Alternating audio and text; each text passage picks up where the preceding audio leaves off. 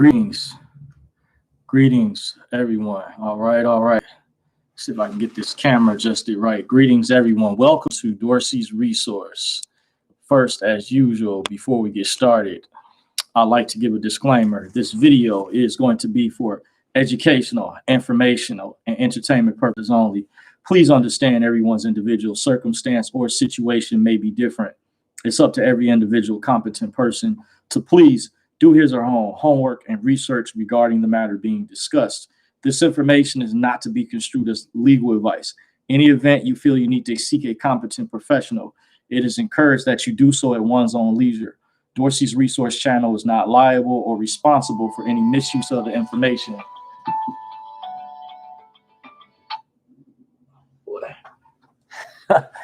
Looks like we got some interruptions there. Normally, I have to I have to put this in the other room. There, forgot about that. The phone went off, so excuse me, guys, a second.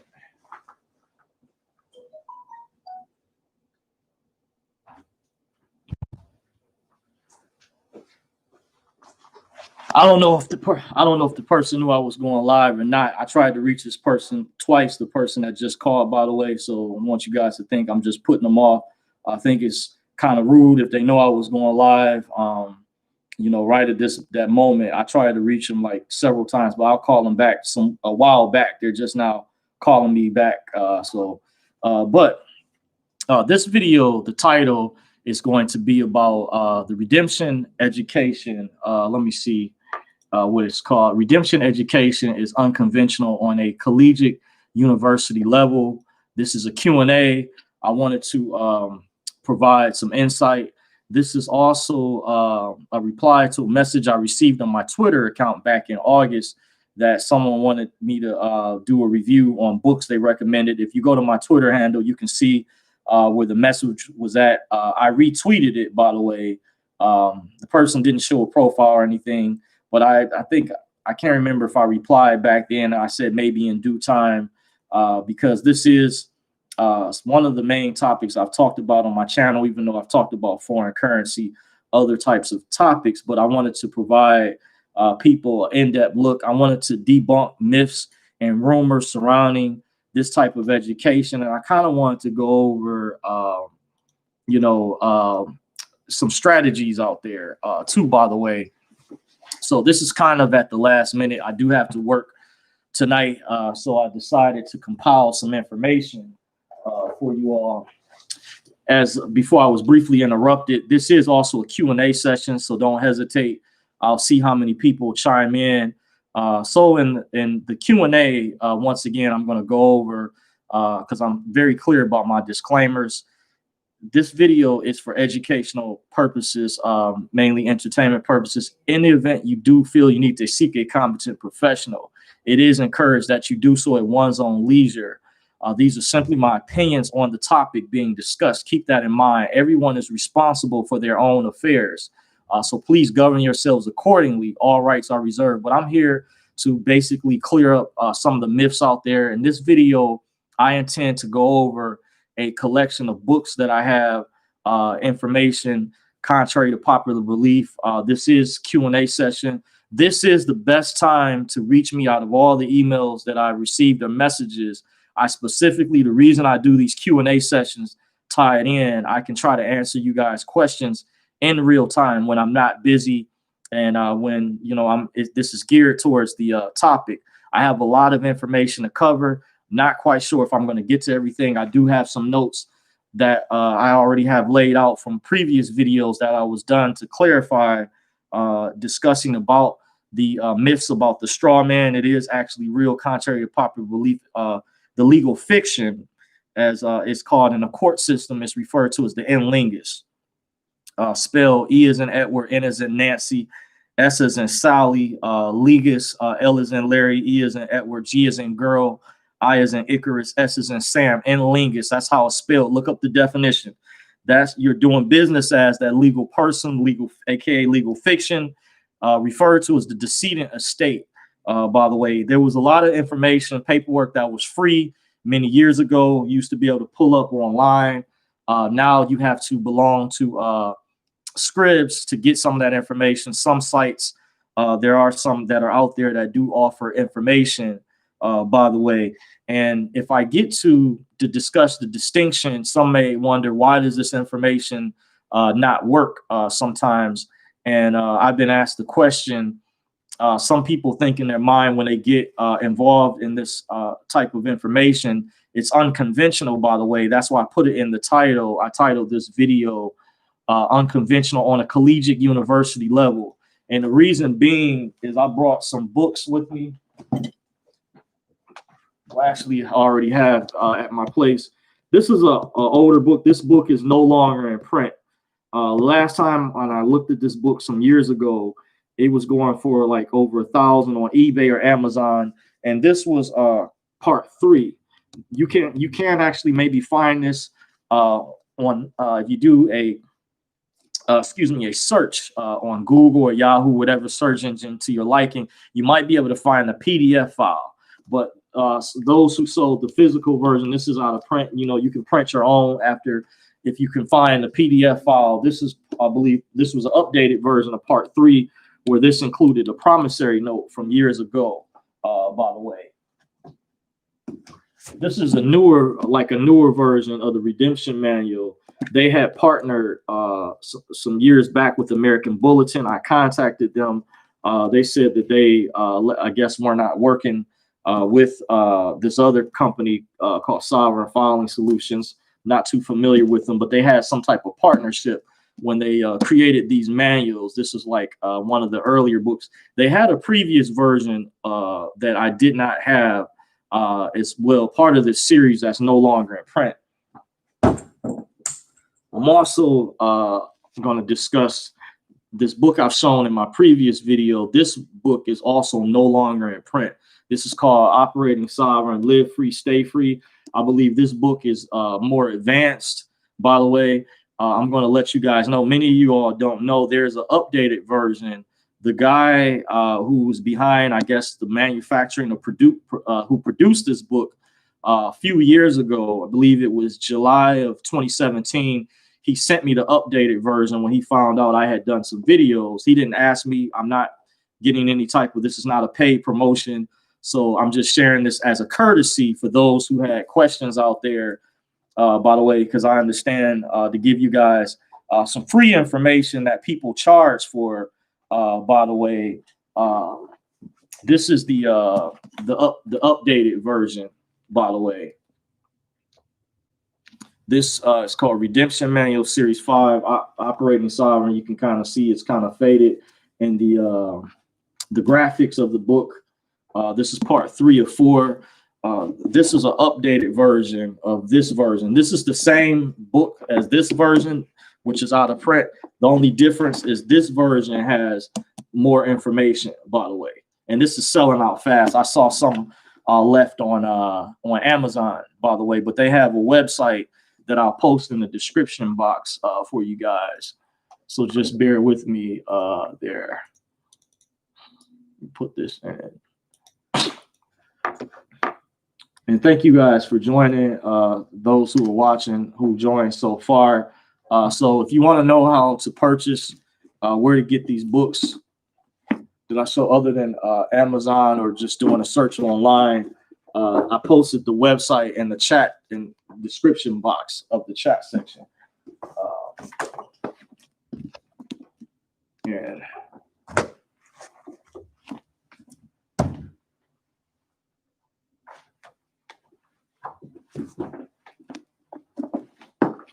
also right here, here's another version. This was part 2, Operating Secure. I believe this form had maybe some templates of some UCC forms in here as well.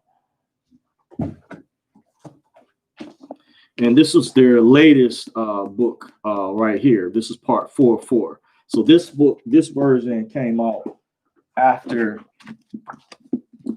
this version, which is this version is an updated version of this version. This version is no longer in print. As you guys see, it's a slender version. So this is 3 of 4, and this is their latest book so far. So you see why This information is not for the weak, faint-hearted.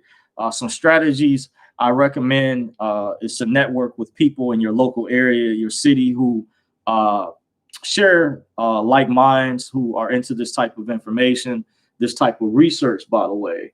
I'm going to acknowledge you guys in the chat real quick. Andre Butler says, Peace, D. Peace to you. Chef Mag says, hi. Greetings to you. Mary Saunders says, good evening, Mr. Dorsey. Thank you all for joining. Appreciate you all so far. I do have some notes with me to go over as well. So I'm going over, this is like this basic information that can get advanced. It is real. A lot of people think that there's a silver bullet when it comes to dealing with this type of information, or there's a one size fits all. They want to know, what is the secret sauce. I'm going to go over some of the things that helped me. Is I did a lot of reading when I first got involved in this information. I read a lot of different documents online.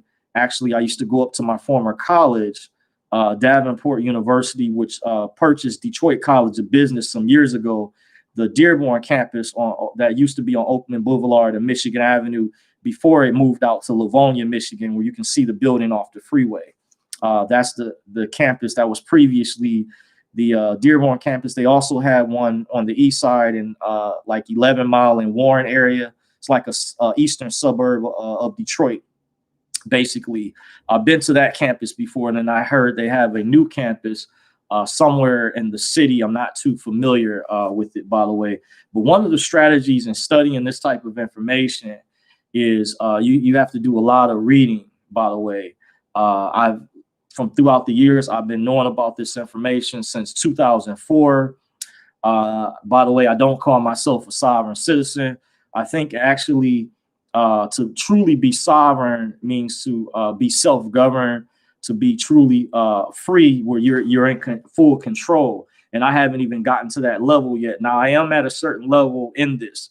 There's some people who've been studying this information less years than I have, that have had tremendous success.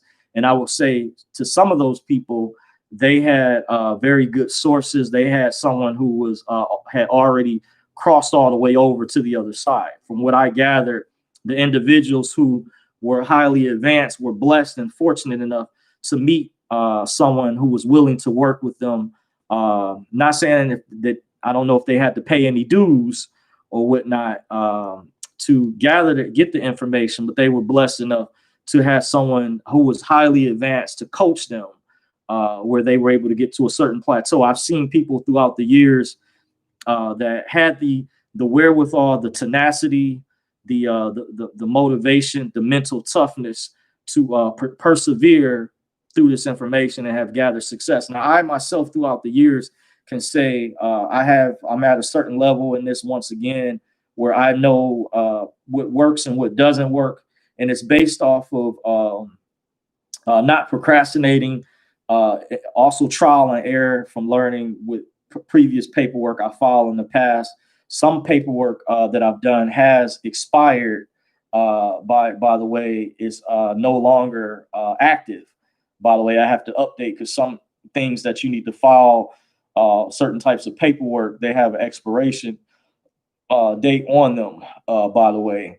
So to further clarify, I was invited to a call several years ago when those TDA movement first broke out. As many of you all do remember, I've talked to some subscribers in the summer of 2017, by the way, when people were attempting to use the so-called secret account, where they would use their Social Security as the account number, and they would look on the back of their most current Social Security card and look for the corresponding Federal Reserve Bank and attempted that would be the routing number. And then in many cases, there were reversals, by the way, and some people did gain success. I know during that time it did work, by the way, even though this video wasn't about that. I've done a lot of videos on the TDA accounts evidence. You can go back and watch those, by the way, if you're interested. But just giving you guys a short synopsis, in my opinion, I do believe that they are real. This is not about the reversals. That does not negate the fact that the transactions went through originally, and some of them would stick for a while. before they were reversed, but there's a reason they were reversed. And I was informed some years ago that you needed to have a signature card on file with the Federal Reserve Bank, by the way, for those transactions not to reverse. I even learned something new years later down the road as things progressed, when some call this information status correction, by the way. But I want to say once again, I don't use the term sovereign citizen because some people, they draw a distinction. Those are two separate words, separate terms. And one is used in a negative way to try to discredit people studying this type of information. It's an umbrella term that's used to try to demonize or make someone look like a domestic, and make them appear in someone else who's not aware of this information, that has already construed a misconceived notion about this information. It's used to try to make people that study this type of information look like conspiracy theorists. And it's like, if you've heard the saying, they don't want the left hand to know what the right hand is doing. By the way, I have some other information to give you guys a better idea as to the reason why they do that, by the way. So what they're attempting to do is sabotage your success. When these gatekeepers, and you have ruling class members of the elite high up that know that this type of information from a corporate or business aspect, because they already have their entity set up, their trust accounts. They already understand how to leverage wealth, business credit, corporate credit, and they have common law express trusts that are non-statutory, by the way, dealing with the upper echelon, by the way. But the people at the bottom, I tried to inform when I was invited to those calls several years ago. The silver bullet is being held in the hands of the elites. Someone informed me that most likely they know that they have all the steps. They just are not as willing to share the steps or the process with you. So people like at the bottom that had to discover this information through years of studying, forming study groups, which I'm going to go over. Hopefully I should have enough time. As a strategy, I studied many years ago with a group of people in the city of Detroit. They were mostly older than I was. I was one of the youngest people that attended these meetings, by the way. This particular group in this particular state, there were other groups out there that had broke apart, but I started studying under a particular group. I won't say the name of the individual right now, but there were different groups, and not all of them were the same, by the way. Some people misconstrue and just stereotype and lump everyone in one particular category. And I'm here to tell you to debunk that. Everybody that there's different factions. Like everybody who studies this information is not part of the Moorish Science Temple, or there's even different factions of the Moorish Nationals, by the way, or whatever. There's nothing wrong with claiming your indigenous side, but there's different processes. This is something that doesn't get explained or talked about enough versus secured party creditor. That's a different process. With the Moors have Moorish Nationals. That's a different process. You have other variations of processes that people have created out there as well. So just be clear on that. If you learn this information, it's up to one.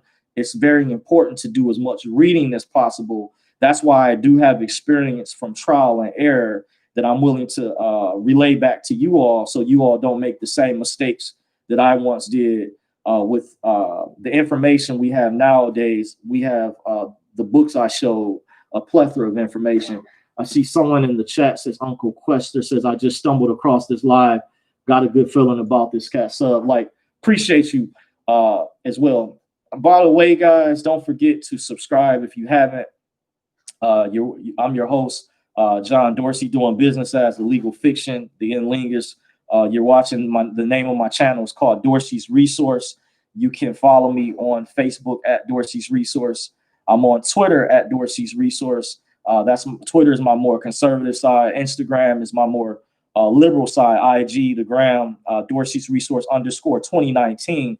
If you like my content, you like the material, I also have a second backup channel that's linked to this channel. It's called Dorsey's Resource Channel 2. So whenever I put out videos over there, or maybe some surprises, even though I haven't done anything in a while, I may try to work on putting something together over there. By the way, you have that information. Any other information in terms of contacting me, I put my requirements in the description box. Those are the new requirements that I do have. I do require a fee to pick my brain, where I may go over information that I don't share in the live sessions, where I will go over more information. I have also access to webinars, PDF files, a plethora of information, as well as books that I've shown previously. This is also an open Q&A session. So those of you who are watching, if you have any questions, now is the best time, the best opportunity to ask them. I will do my level best to answer the questions so far. So going back over the information, to clear up, the title of this video, by the way, is called Redemption Education is Unconventional on a Collegiate Level, Q&A. And I'm going over the reasons why this information, I was informed many years ago, is not necessarily a silver bullet unless you have, someone who's highly advanced, who's gone all the way through, who's crossed over to the other side, by the way, meaning they've got access to their wealth. They know what paperwork, what documentation needs to be properly filed to get one there. And I will want to also tell you, when people start studying this information and they get involved, and there's this preconceived notion that I've noticed that many people think that the reason I'm going over it, they think that it is a silver bullet, that these elites, they don't want people to know about this. There's certain people high up that do not want people finding out about this information, because they make money off of keeping people brainwashed and slaves in the regular system, by the way, doing business as the estate, the in lingus, the decedent estate, by the way. And it's covertly in this college class called Business and the Law. This is an older book, but I highly recommend that you look up. There's PDF files you can also find that are current. Study the information in the class called Business and Law. I was set to take this class down the road in college, by the way. I hadn't got there yet, but just to give you guys a heads up, there's 3 chapters offhand that this book talks about that's related to this type of information, dealing with redemption, by the way. And those chapters that are in this book, one of them, the chapters is called Commercial Paper, that deals with negotiable instruments. We're moving in terms of the banking system to a digital-based form of banking, from what I understand. Coming down the road, things are moving over digitally, where they're getting rid of paper. And this is why many institutions, years past, they didn't understand how to route these instruments, these private money orders and things. A word that I got some years ago, there was a guy I was working with down in Florida who used to be a former stockbroker, facilitator, by the way, which is a form of a broker. He saw the screens light up at the New York Stock Exchange, and explained to me that the banks were actually, they started flagging some of these instruments, calling them sovereign checks, by the way. So just keep that in mind, that many people working at these institutions who are tellers or lower level bankers have not been trained on this information, because there's a private side. And this has been done intentionally to keep this information hidden. That's why, to a trained eye like myself, or someone who's been studying this information for many years, understands it's hidden. And you also want to study. My friend's wife gave me her one of her accounting books from college. By the way, I'm going to talk about this. Is even in accounting, there's a dual side ledger where you have a public side and a private side. Just like you have your debits and credits, your assets and liabilities, your accounts payable, your accounts receivable, your accounts payable. You even have another ledger called notes payable. As one person uncovered some years ago, about the notes payable ledger, how to add certain types of negotiable instruments as a cash transaction, because certain controllers, when they will receive these instruments, they wouldn't know what to do with them. There was a department which was now been consolidated, that this individual broker I was working with some years back told me they used to be at every branch under the Federal Reserve, even credit unions, the Treasury Tax and Loan Department. That's what TT&L stands for. Now the IRS has a website that goes through, and there's like when I understand, a private side. You have to know what you're doing, and that's where the high level elites, the ruling class of certain individuals privy to this type of information. That's where they know how to tap into the private side. So that would be like the silver bullet, which they're intentionally keeping hidden from the other peons or commoners in society, by the way. That's why I tell people you have to do as much reading as possible and form study groups, because they've hidden this information and they don't want, from what I've gathered, it's like they only want a certain amount of people studying this or learning this type of information that are able to free themselves. Because when you get to a certain plateau on this, there really is a do not detain list. I know I was thinking about for all those who have donated to me or paid for private consultation as my way of giving back. I'm going to be working on a down the road, I don't know when exactly, a private webinar that's going to be exclusive. I am going to probably upload it to this channel, but it's going to be advanced, and it's going to be, I'm going to send it through direct email to all of those I appreciate that have donated to my channel or have paid for private consultation. It's helped out tremendously, and that's going to be my give back, my way of giving back. I'm going to do an exclusive webinar. You guys are going to get it first. It's going to go to all the people that have donated, and I'm thinking about the title of it will be the poor man's do not detain list. I will send information in there that will give you the shortcut, the blueprints, and deal with contract law and things. But the do not detain list is real, but it'll be titled along the lines of protecting yourself from the police webinar, or a private private webinar that I will do, a private session, and it'll be exclusive. The people who will get it first will be people. So if you have donated to me in the past, I received a cash app from somebody named JT Brett. I'm not sure if they're watching. If you know what name they're under, shoot me an email so I can lock you in on my contact list, where I can confirm the amount. I won't say how much, but I'll know. Then you can be included in a list. But I pretty much know, have a list of all the people that have donated or paid for private consultation. You will be the first to get access to this private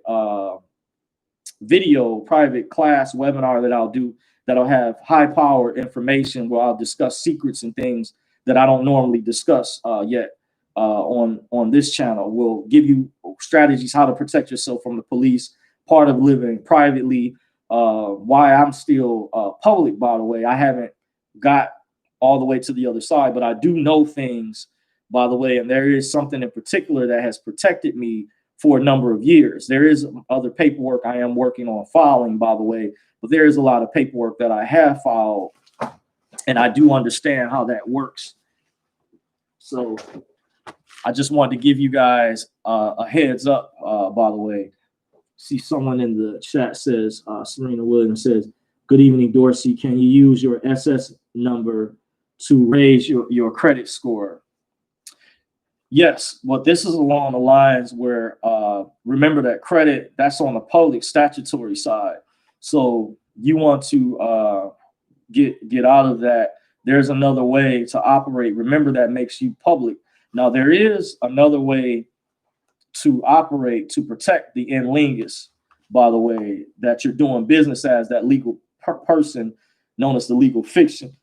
Excuse me, that's the decedent estate, part of balancing the books. But just keep in mind, on the public side, there's another way even to go about getting credit. Just like I'll give you a hint, there's a difference between business credit and corporate credit. I would say one is from what I've gathered, is at a higher level where you can get access to greater lines by the way. But when you're doing business as the in lingus, that's certain contracts are tying you in to being a U.S. person that are making you liable on the statutory side. Just I'm dropping some heavy information to answer your question, Serena. So yes, you can be used. You can challenge different things, and it's actually good. It doesn't hurt to get rid of all your debts on the public side, dealing with the in lingus before you transition to the public side.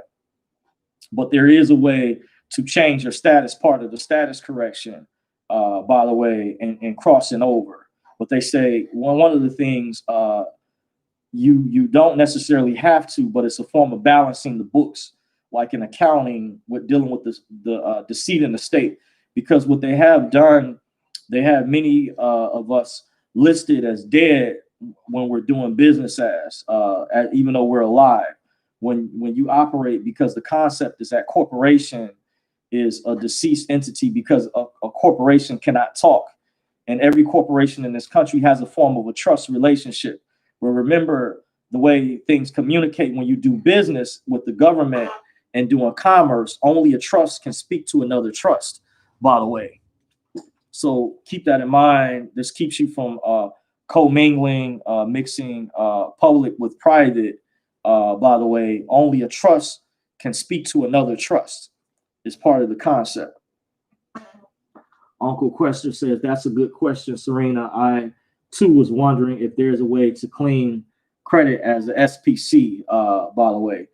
Yes, there's definitely ways to give you the hint. There's a higher level. I kind of alluded to that earlier, but you may want to, if you know how to challenge those false debts on your credit, that you can get clear that out of your legal person. But you want to start operating a different capacity, by the way, because remember the in lingus is tied in to doing business in the public side, and that can make you liable under certain jurisdictions, and you want to remove yourself from certain contracts.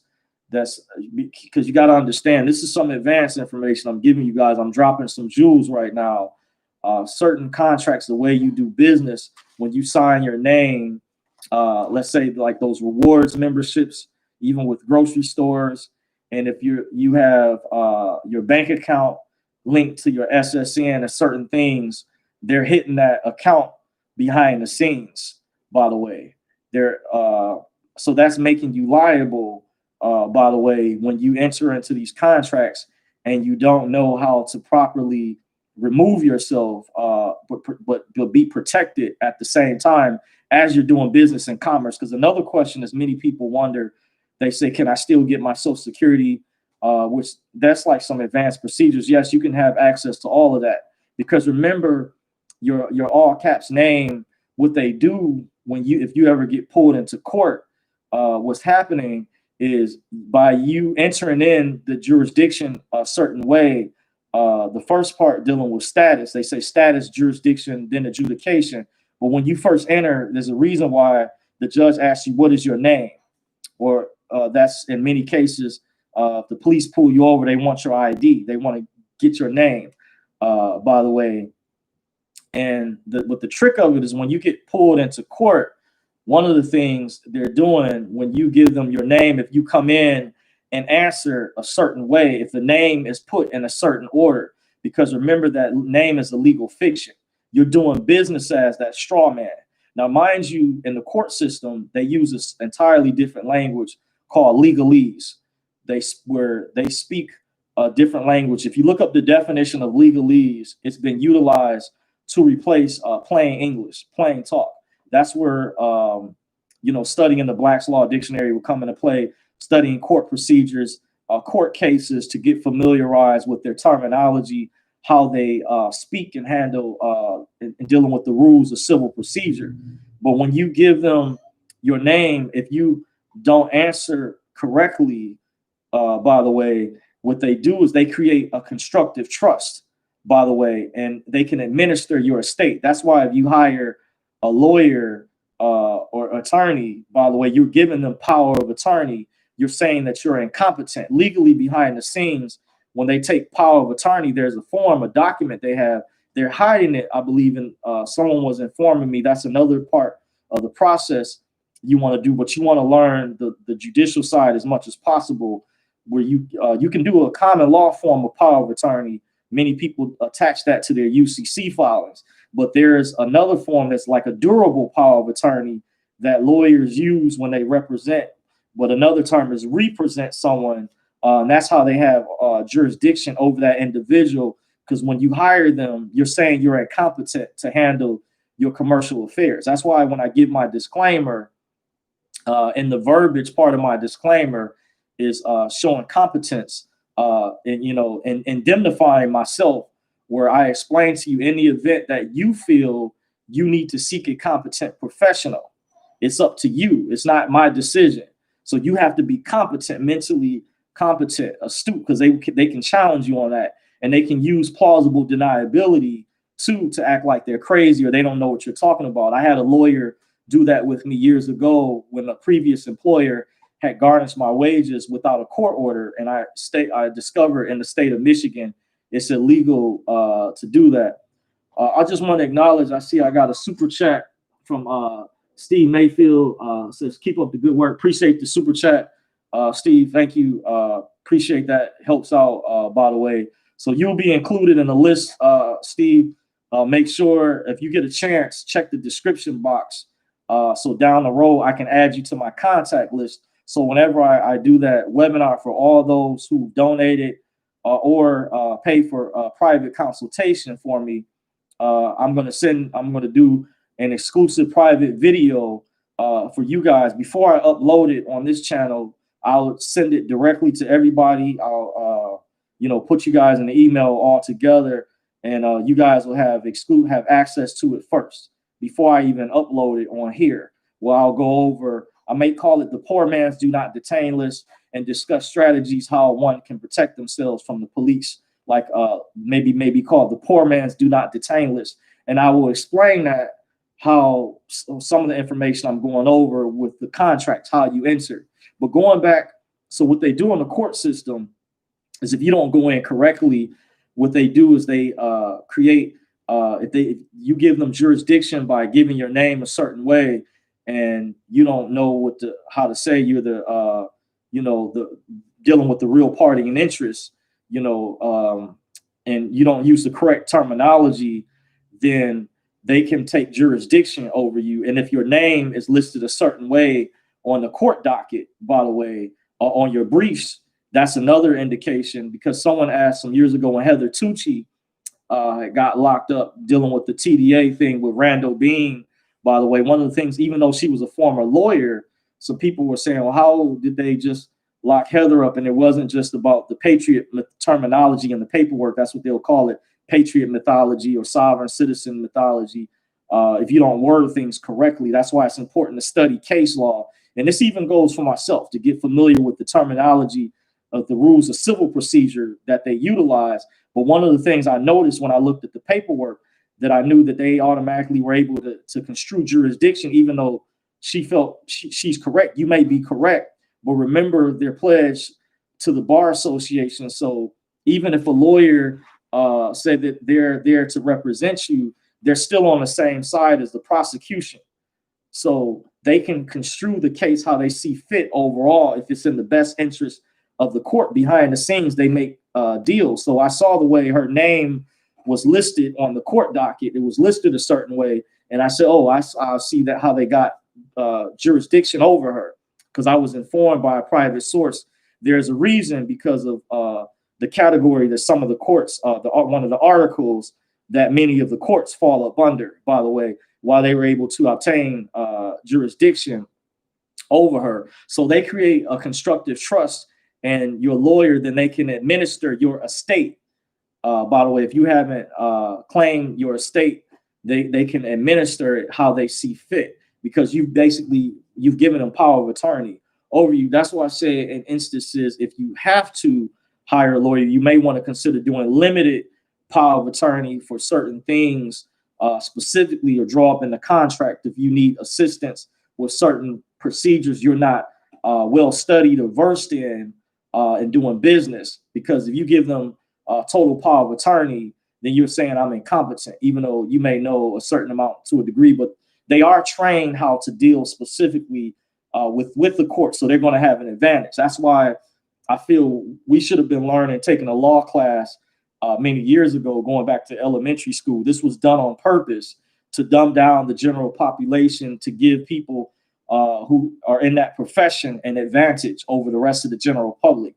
That's why they speak legalese, which is like a foreign language, even though it's English, but it's like Latin is like one of the parent languages of English or whatnot. And there's words that have a dual meaning. So even though we were taught in elementary school, for example, the word understand means, you would say it means to comprehend, right?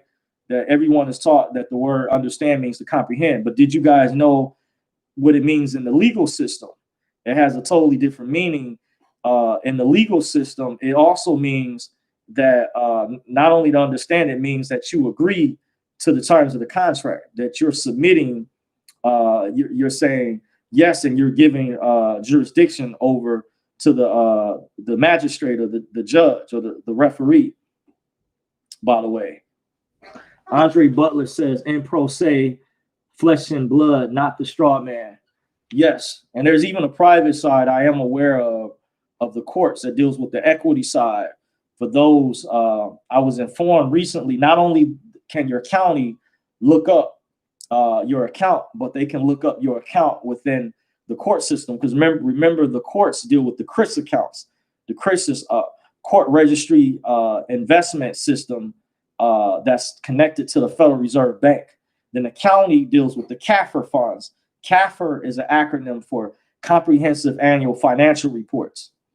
So I was I was like a co-host of some private meetings a few years ago when I was working with Extra Light, who comes out of the TDA movements. And one of the things I gave an explanation, I used to work in the file room at my college some years ago, by the way. So not only, you know, how we had a computer system was running off of DOS, it was called AS400, by the way, that administrators would have access to, and it was compartmentalized based on, you know, your level of credentials.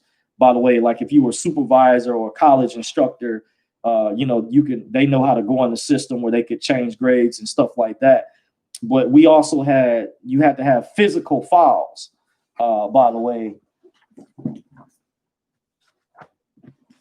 Like, for example, a file, when I worked in the file room, we had to have physical files. So giving you guys an example, by the way, the reason why this is important, and I was explaining to Extra Light that the way I can see how the counties work many years ago, when I was one of the youngest people to study at these meetings where there was mostly a lot of older people in the city of Detroit, and I would go to these meetings. They were by invitation only, through word of mouth.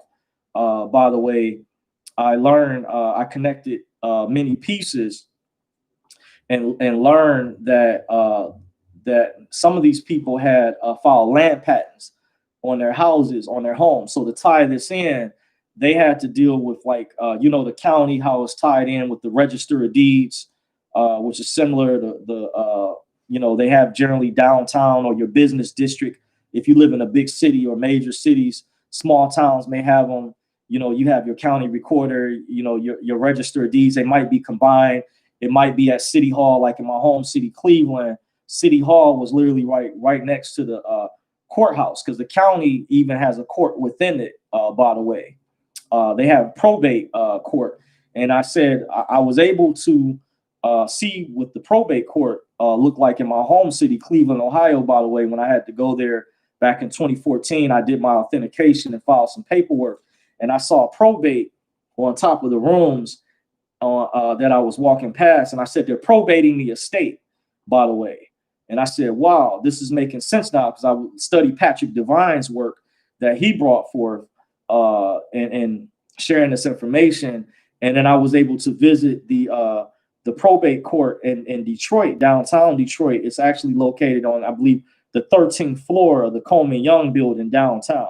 So I'm originally from Cleveland, Ohio, but I've lived most of my life in Detroit. I was born in Ohio, so just connecting the pieces. When I worked at the college, and you have how you have on the file this part, we have like a tab, a tape would have the name of every student. I worked in what was called the registrar's office. It was called, and it was originally Detroit College of Business before they were purchased, bought out by a bigger university, Davenport, by the way, at the Oakland campus. And in connecting the pieces, when I did co-host these private calls with Extra Light, I was able to explain, to connect the pieces, that the courts and these private meetings I used to go to, when they did land patents, they have records on every citizen that was born. So when I would hear these people at the meetings many years ago mention they would find out who owned their house back in the 1800s when they were going through the process for the land patent to try to own the minerals and things of their land, as they were going through that procedure, it would show the lot number or what lot that the house was located on within the quadrant or whatever, and they would find this out. So I started saying they must have these records at the county downtown, because you have the county records, you have the registrar's office, the register of deeds, by the way. So when you think about the names, and I said, wait a minute, I worked in the file room at the college, by the way, where we kept files on every student. So not only did we have to have the files on a computer, we had to have physical files. So every student that would register, one of my jobs, I used to, this wasn't one of my favorite parts of the job, but where they required us to make like telephone calls to remind students that registration period was coming up, by the way. That used to bug me out. I used to hate that, by the way, to be honest, but I worked at it, was professional with it, and stuck through it. So I see we got another super chat in. I'm going to try to acknowledge you guys real quick. Andre Butler, thank you for the super chat. Appreciate you. Moneyboy Films in the building says facts. Appreciate you for joining, Moneyboy. Gerald Jilks says TGIS is an ugly situation. They're attempting to further corrupt things until we are in the grave.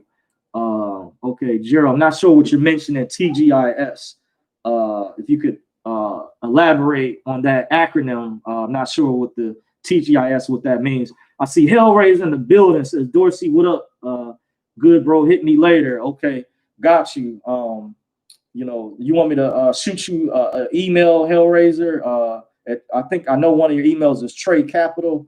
At that email address, just let me know, by the way, to be more specific, or whatever, and we can build. So going back over the information, I used to work at the college. So when I connected the pieces and relaying the information, okay, Gerald says this is ugly. I meant, okay, not sure what you were referring to specifically. But when I worked at the college, so we had records on every student that was registered. So you can imagine when the county, the register of deeds, they hold records, by the way. Okay, got you. I'm gonna see if I can copy and paste that. See if that'll go. Got you, Hellraiser. Got the update. So I'm gonna put that, make sure, hopefully that. Okay, I got it. I'm gonna blow it up. Gotta make it bigger. Ooh, okay. Okay, hold on.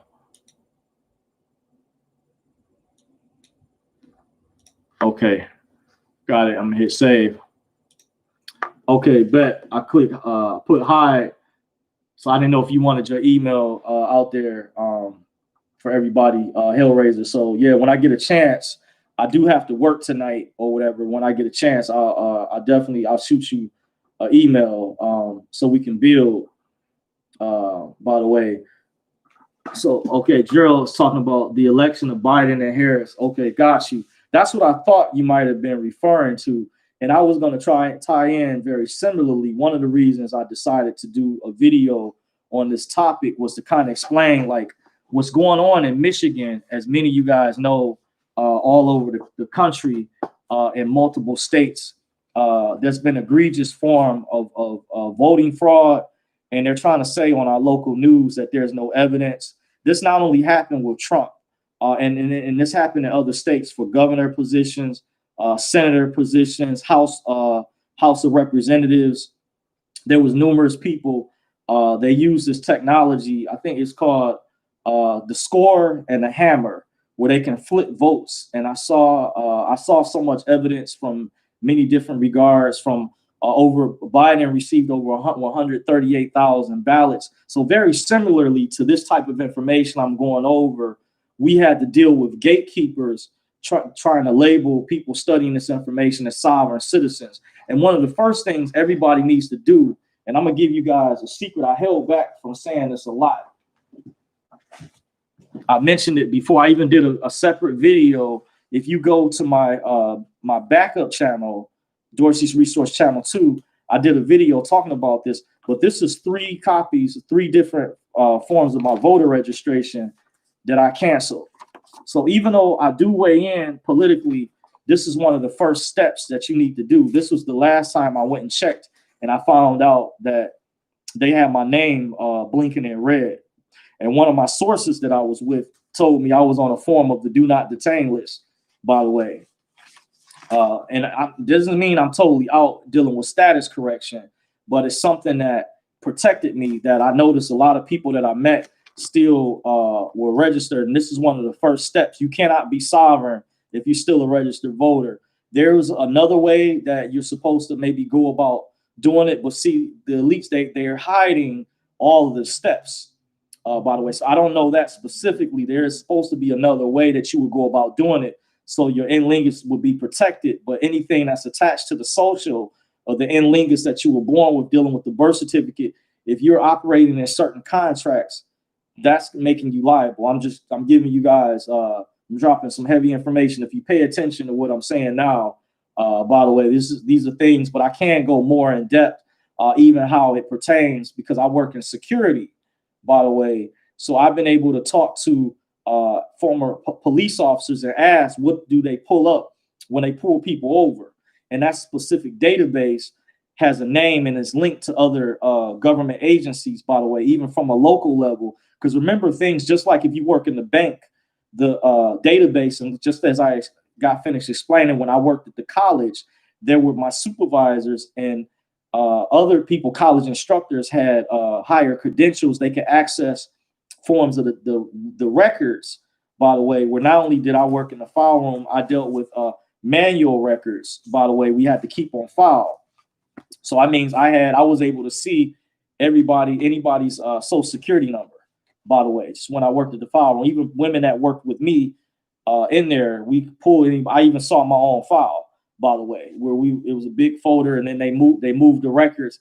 I don't know how they're doing things now, but we also had the computer, so everything was there digitally, by the way. So just like the county, your local county and your city, obviously in the name, sometimes it's called the Register of Deeds, your county recorder, by the way, your courthouses, even federal courts, they have access to look up. I was told by one of my private sources pertaining to the birth certificate or the in lingus trust, that there's money in there. There is a way to access it, I was told. I don't know how, but I was informed it has something to do with opening up a case in probate court. That's all I know, because I know probate deals with the private equity side. That's where common law still exists. It's hiding in plain sight.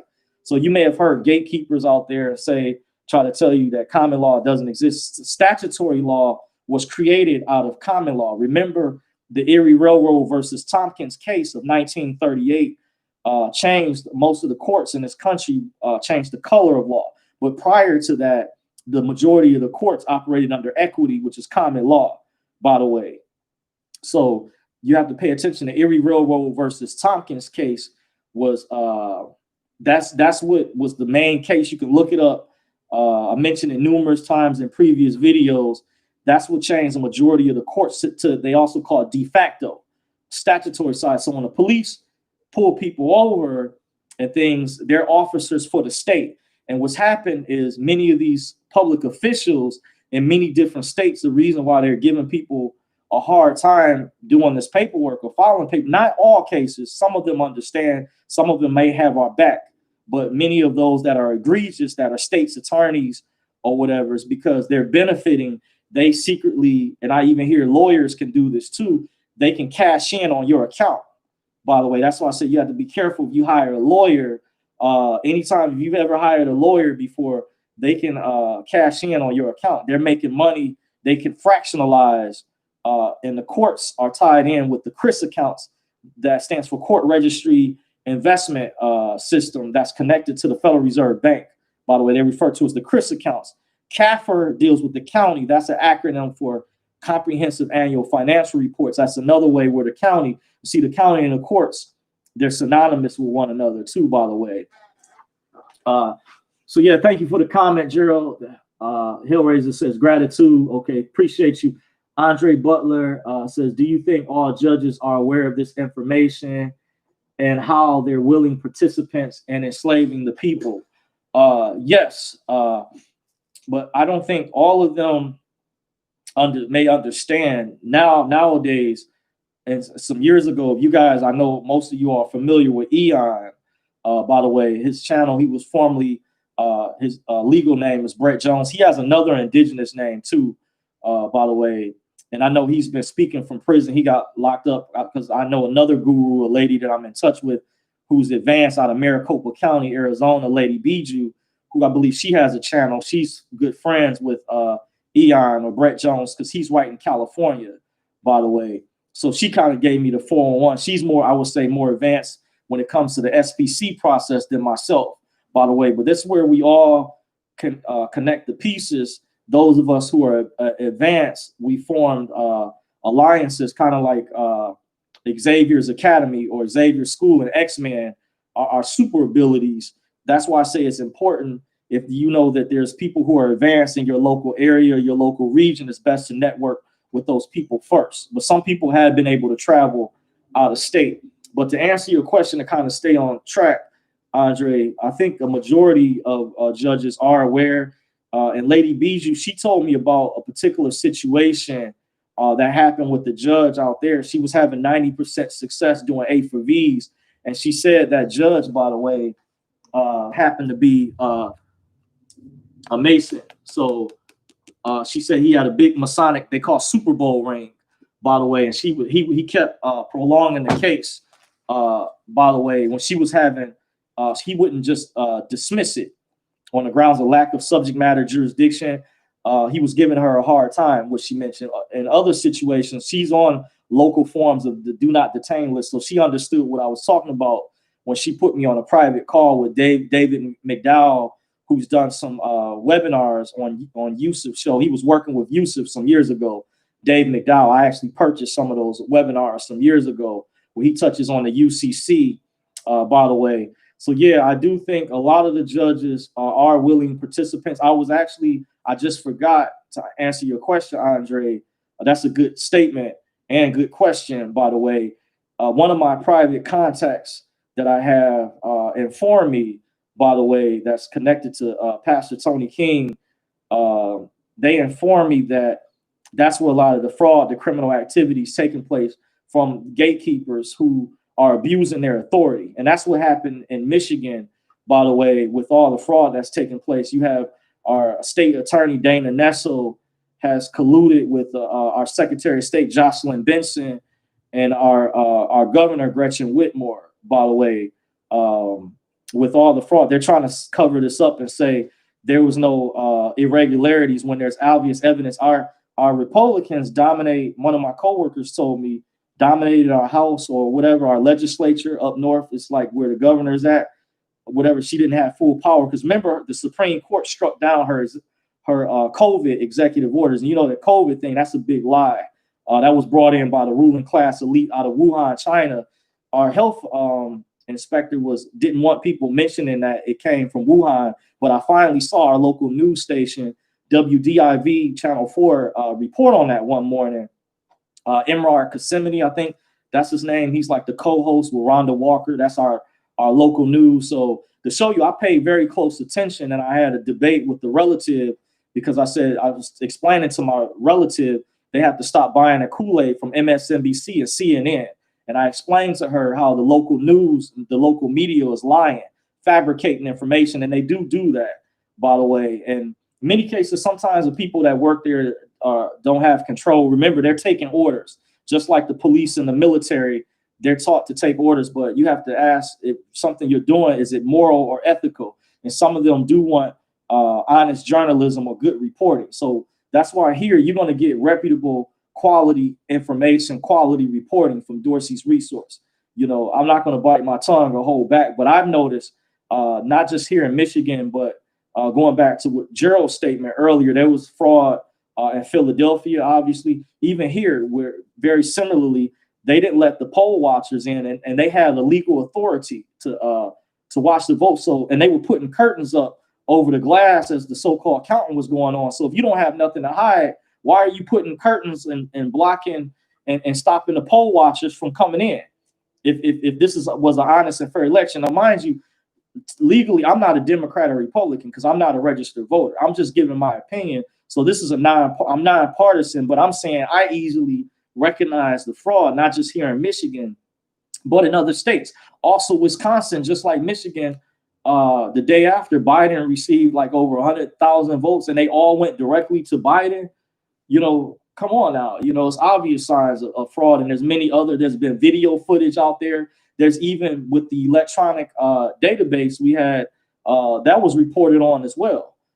Someone put in the chat section, the Hammer scorecard. Yeah, Uncle Question, you correct, by the way. So yeah, to get to the next person, the Black Discovery Channel says, that's why I was confused what people were talking about voting for Trump or even voting. Glad to know you're off the voter registration. Well, remember, you know, I know Extra Light that's you because I do watch a channel, your work from time to time. I didn't get a chance. I like the work that you do. If you guys want to follow Extra Light, she's at the Black Discovery Channel.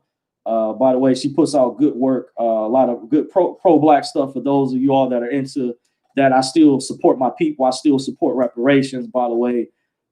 Just for a fair, balanced perspective, I just felt politically I lean more to the right. Even though I'm not a registered voter, I think, and just in my opinion, that the Democratic Party, the corruption is way more rampant.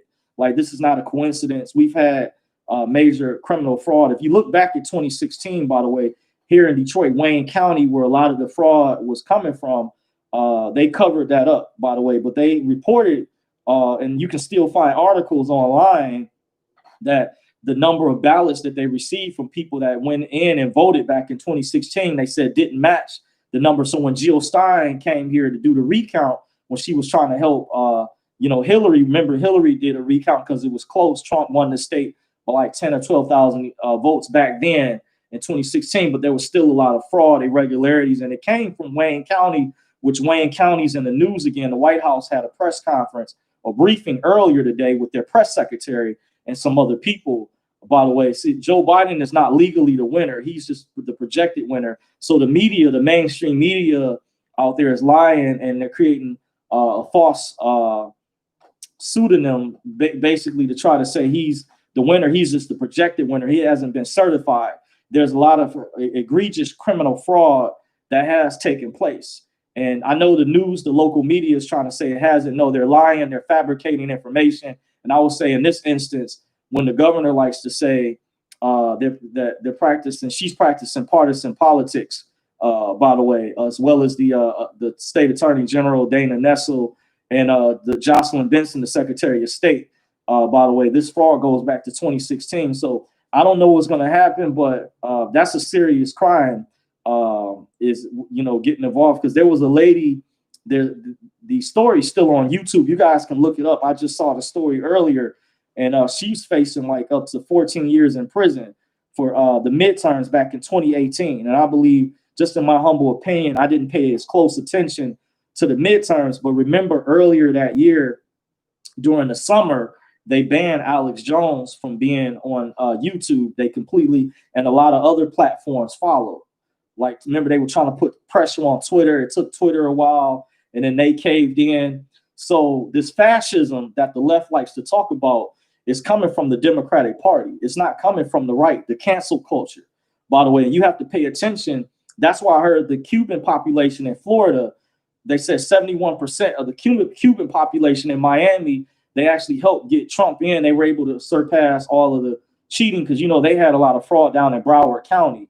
By the way, remember the midterms, this was basically the same similar thing in heavily blue areas, Democratic areas. They're used to getting away with fraud. They even will cheat against their own. One of my relatives told me the guy that's like the lieutenant governor, Gilchrist, that's like he's the equivalent of the vice president to Gretchen Whitmore. He was running for the Department of Elections position that Janice Winfrey has been a lifetime incumbent for a number of years. He was leading her in the election, I was told, and all of a sudden there was a power outage that happened at a particular school location. They're both Democrats, by the way.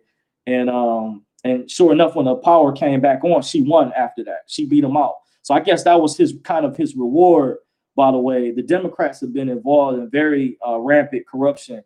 And I think there's a change that needs to come. When we talk about draining the swamp, that people have to be honest. And I think a lot of Black people have to stop accepting this and start making a stand. If you guys want to see a change happen, because like I said, I supported the Platinum Plan, the contract for Black America, Ice Cube. That was a positive thing that Ice Cube and other people that were lobbying behind the scenes. Remember, the Trump administration was willing to take a look at it while he's still currently the president. And notice when they asked Joe Biden and Kamala Harris and Bernie Sanders, when they were running in the primaries, what their take on reparations was, and they didn't give a clear answer. They were saying that we need to fix the problem, the systemic problem dealing with police brutality, racism, and stuff like that. But they did not give, even when Bernie was on the Breakfast Club, they didn't give the answer that many Black people, melanated people were looking for.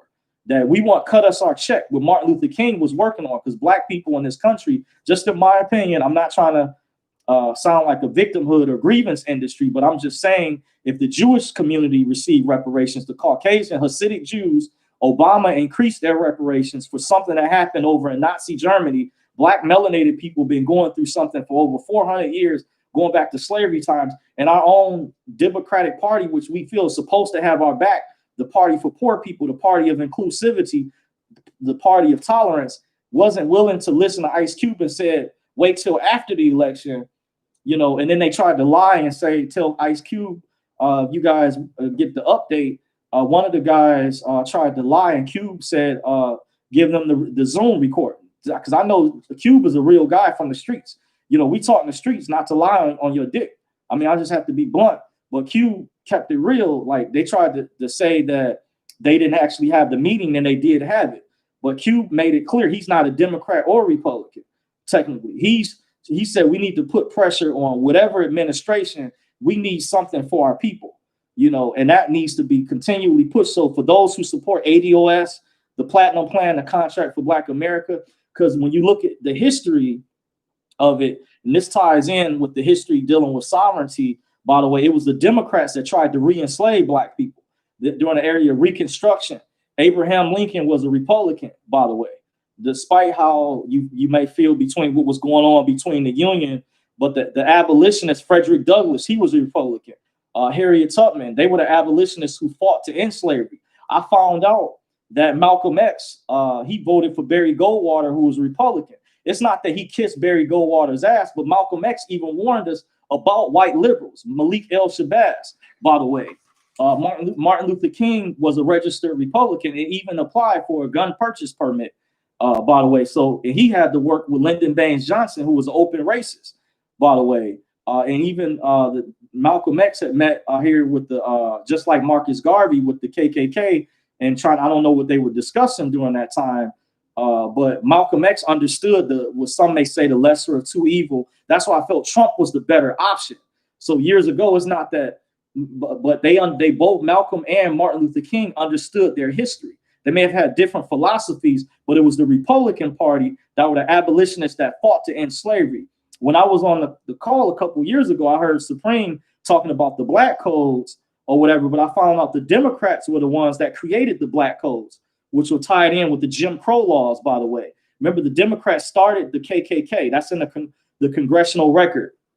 By the way, they had one of the Grand Wizard spoke at the KKK. So think about this. If they can go 10 years back on someone's Twitter profile and try to demonize them for their political stance or political views, don't you think we need to go 100 years back and uncover the history of the Democrats? This is the same Democratic Party of Biden and Kamala. Not a lot has necessarily changed. So Democrats they're using a different strategy. It's just when Lyndon Baines Johnson came into office after Kennedy was assassinated, he tweaked the Civil Rights Act, by the way, and added the entitlement programs. That's what an elder was explaining to me. This elder that I know that saw the pyramids in Egypt, that went on the Ashwakwasi tour. You know, Ashwakwasi, student of the craft of Amen Ra. That's where Sarah Sutton Seti comes up under. Then Seti was connected to young Pharaoh, by the way. I'm proud of young Pharaoh. He's really came up. That's a brother that knows the truth, has a big following. So big shout out to young Pharaoh. And he understands the history. The Republican Party is the better option. The Democrats, some call the Democrats, when you study the history, were the ones trying to re-enslave Black people. It was the Republicans were closer to trying to give Black people freedom. They passed the 13th, 14th, and 15th Amendment. You know, if you look at some of my previous videos, I went over this already in a particular video. The chat sections are still up for that particular video. I don't remember what it was called, but there were some people in there that backed me up on this. When you study the history behind the Democratic Party, that's why if I was still a registered voter, I would have no doubt voted for Trump back in 2016 and now. He's not part of the establishment. To prove this, the media would not be against him if he was part of the establishment. Just the fact that he was a billionaire, he's been able to roll in that category with upper echelon members of the ruling class elite, but he's not as evil, he's not corrupt as they are. They want to set up a world government. You have to understand, they want to set up a technocracy. By the way, this COVID thing will continue. If Biden and Kamala are able to get in, they will bring in socialism and communism, which goes on in North Korea when they're already cancel culture. You had Janae Monell that had erased one of her messages on Twitter, was complaining or mad about any Blacks or people that supported Trump. You know, that's a form of communism. In other countries, they disappear people. Put them in the gulags or whatever. That's what will happen if under a Biden and Kamala presidency. When Kamala Harris was prosecutor out there, she was responsible for locking up a lot of minorities, and some of which that are still locked up for weed violations, for marijuana, when it's legal in certain places now. You know, think about that. Joe Biden, the video footage should still be up where he lobbied for the 1994 crime bill. If you haven't seen the video, I have it. If you want me to email it to you, I can send it to you. You know, some of this stuff they'll try to remove from YouTube, by the way. That's not a coincidence, because they don't want Black people waking up. They want to keep Black people specifically on the plantation, the Democratic slave plantation, which the corruption is way more rampant. Not saying you don't have corruption on the Republican side, but however, it's far worse with the Democrats. But I encourage everyone, don't take my word for what I'm saying. Look up the history. There's articles still online. The Democrats were also responsible for burning Black Wall Street in Tulsa, Oklahoma. Those were Democrats. They were members of the Ku Klux Klan, which the Democratic Party started and created the same Jim Crow laws. They ascended into Tulsa, Oklahoma from different parts of the country. When that happened around the early 1920s, 1921, they were at their highest peak, by the way. That was the Democratic Party. Look up the history. Thank you, Andre. Yes, the Dixiecrats. The concept is when you go down south, say you're up north, and when I was traveling to Maryland, you have what's called the Mason-Dixon line. Look up the history. The Mason-Dixon line is like the separating, dividing line of the north versus the south. By the way, you'll still see the sign up, and when you're on the highway, you're going towards Maryland, which I saw a couple of times. So you had another party within the Democrats called the Dixiecrats. Joe Biden was also friends with former senator who was a Democrat, James Eastland, and he was a plantation owner. By the way, let me say that again. Joe Biden was friends with James Eastland. Joe Biden, Barack Obama, and Clinton eulogized Senator Robert Byrd's funeral. Robert Byrd was a former member of the Ku Klux Klan. Even though he denounced it some years later, so-called denounced it, but the Clintons separately, even Hillary, gave separate condolences to Robert Byrd. Robert Byrd, former Senator Byrd, was also part of the MK Ultra CIA Central Intelligence mind control program that Kathy O'Brien out of Muskegon, Michigan, she exposed. I don't know if the video is still up on YouTube. You can look up and see if it's still available. But she exposed that Senator Robert Byrd was part of that and had assaulted her sexually, by the way. So he was a very evil man. And these are people that the news media is not giving you the proper history and exposing these people's connections to pedophilia and a lot of other egregious crimes, by the way. They're making it just seem like, it's the other side when it's not. So I didn't mean to rant like that, guys, but just going into the history of it. So I'm glad I heard your update, Black Discovery Channel Extra Light. Appreciate you joining. Sonia Johnson says, hey, Dorsey, appreciate you for joining, Sonia. Elrita Gray said, do you do beginners classes? I haven't, but if you check the description box, I do offer private consultation, by the way, and I can go from there. I did reveal in this video one of the first steps that you need to do. I've given a lot of good information that I normally do not discuss together in this action-packed video, by the way. So yeah, just hit me up, Elrita Gray. Uncle Quester says CAFR accounts are loaded. Okay, I bet. Uncle Quester says Eon is a genius. Yes, absolutely, I agree. Also, one of the statements that I think it was Andre asked earlier, did I think that all judges were aware of this information and are willing participants? I meant to touch on some years ago, Eon had addressed that he had found out that many lawyers and judges were actually following his work, by the way. So I think what they started doing, the problem is that like when I discussed the bankers at your lower level banking institutions, a lot of people don't know this, even your credit unions. For example, First Federal Credit Union, Michigan First Bank, Huntington, SunTrust, Citizens Bank, Chase Bank, Bank of America, Wells Fargo. What are some other banks I can name? I named Citizens Bank, Citibank, a whole list. All of those banks fall up under the Federal Reserve Bank, by the way. And what's happening is your lower level minions or underlings that work there, they have not been taught many years ago how to process these instruments or how to route them. The TT&L department is connected to Bank of America, by the way. And that's where, if you're dealing with the dinars, by the way, when other banks will order their foreign currency, I found out when I used to bank with Chase at the time, they mentioned when it was arriving, when I called up to find out, well, they told me one of the times it was coming from Bank of America. They actually volunteered the information, by the way, and I got confirmation. I had already figured it out from listening to this private conference call, but they had actually, the people that work there, but many of them are not trained. That's why people have a difficult time when they were trying to process these particular instruments, by the way. Money Boy in the building says, so true. Jakisha Breland says, CAFR, yes. Coach Carlson Butler says, my beloved brother, shalom. Greetings to you, Coach. Thank you for joining.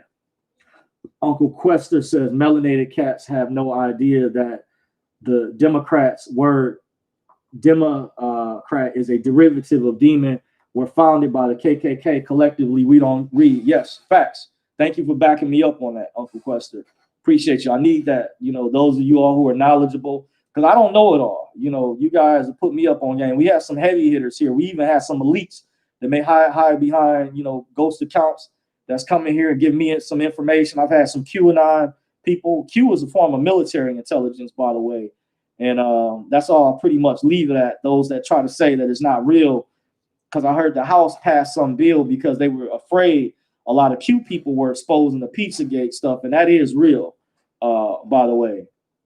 So just to give you guys a heads up, I appreciate you guys. And when you can come in here and back up what I'm saying is true. So I tell you guys, do the research. Don't take my word for what I'm saying. You'll find it out. What I'm going over is valid. Says, haha, you just said what I wrote. YP is Young Pharaoh and SETI. Yes. Young Pharaoh, I saw when he used to do a lot of videos with SETI. And when Sonetta used to have had a lot of debates. So I was really impressed with Young Pharaoh. I thought he would be taking the side of the left. And Young Pharaoh covers the stuff going on with the Pizzagate, the pedophile. He did a heavy video not too long ago. He has me cracking up, rolling. Young Pharaoh's funny too. He was at a protest, a rally I saw not too long ago. So big shout out to all those people out there that attended. You're doing the right thing, by the way. Andre Butler says, how can I get in touch with you? Check the description box, Andre. Even my previous videos, and it should be after this video uploads, my description box has my contact information, and we can go from there. By the way, my email and everything. And then if you want to get my number, I do have a busy schedule. So just to let you guys know, for serious inquiries, I have exempted some people from consultation, but I have to know that it's somebody that's advanced, by the way, because I try to make this a win-win situation, because newbies or people new to this information, it will slow me down from the level I'm trying to get to. I'm trying to reach a higher plateau because I am at a certain level. I'm definitely not a beginner in this, and I know about advanced information.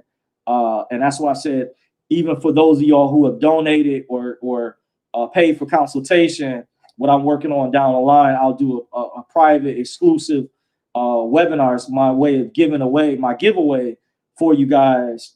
I know some channels, YouTube channels, do prizes and stuff like that, but this would be my giveaway.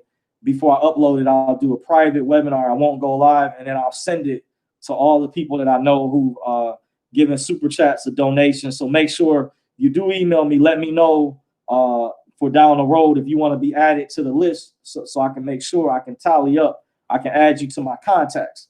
If you've donated or paid for private consultation, then you will have access, and it will be based on.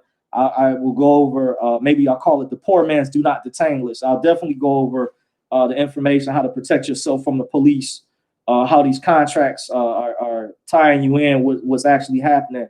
I'll go over the cheat sheet, even inside questions dealing with the elites, those who actually have the full process but are hiding it from everybody else. And what particular government agency, there's a particular form that can cancel your signature on all your contracts. And there's other forms that can do some powerful things. See, that event that I attended, they're playing favoritism with certain people. There's stuff that I know it's just messed up.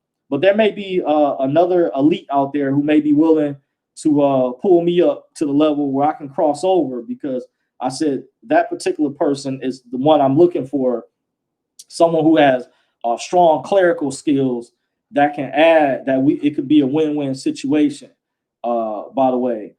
So that's the type of people that I'm looking for, where we build, I scratch your back, you scratch my back, but I'm looking for someone who's more advanced than myself, because when I have to go back and teach someone, then that's taking away time for me filing the paperwork that I need to file, or to reach the level, the greater level that I'm trying to get to, because time equals money, by the way. Your time that you give is a form of currency, by the way. So, I'm just going over that information so we're clear for those who want to contact me. Serious inquiries only. If you feel, you want, to speak to me, let me know what your credentials, your background is, too, by the way, because I do, so I can vet you out to see, how advanced you are. Maybe we can be a win-win. I even did a previous video where I stated I'm willing to exchange some webinars with some of you guys where we can barter. This is part of being, sovereign, is bartering, where it doesn't have to always be about money. We can trade. I might have some documentation or some paperwork that you might not have. I've talked to other people in the past where I know something they didn't know, or they shared something with me I didn't know, and it was a win-win. So I'm trying to make this is good, great, awesome for everybody, so we'll all benefit, by the way. So it won't be how does the saying goes? A friend of mine told me, even exchange, no robbery. With the kind of the saying goes, even exchange, no robbery. You get it? So I'm willing to definitely be an asset, but that's the only reason why I hold back certain information. Another reason I do hold back certain information, I want to put you guys up on this to let everyone be aware. You do have gatekeepers out here, people that don't have good intentions, by the way, that may be trying to learn this information to try to sabotage it. You just have haters out there. You have possible agents that don't mean well. But I've proven this information is real. I'm gonna go over the books again and show you guys the resources you can get and the website where you can buy these books from.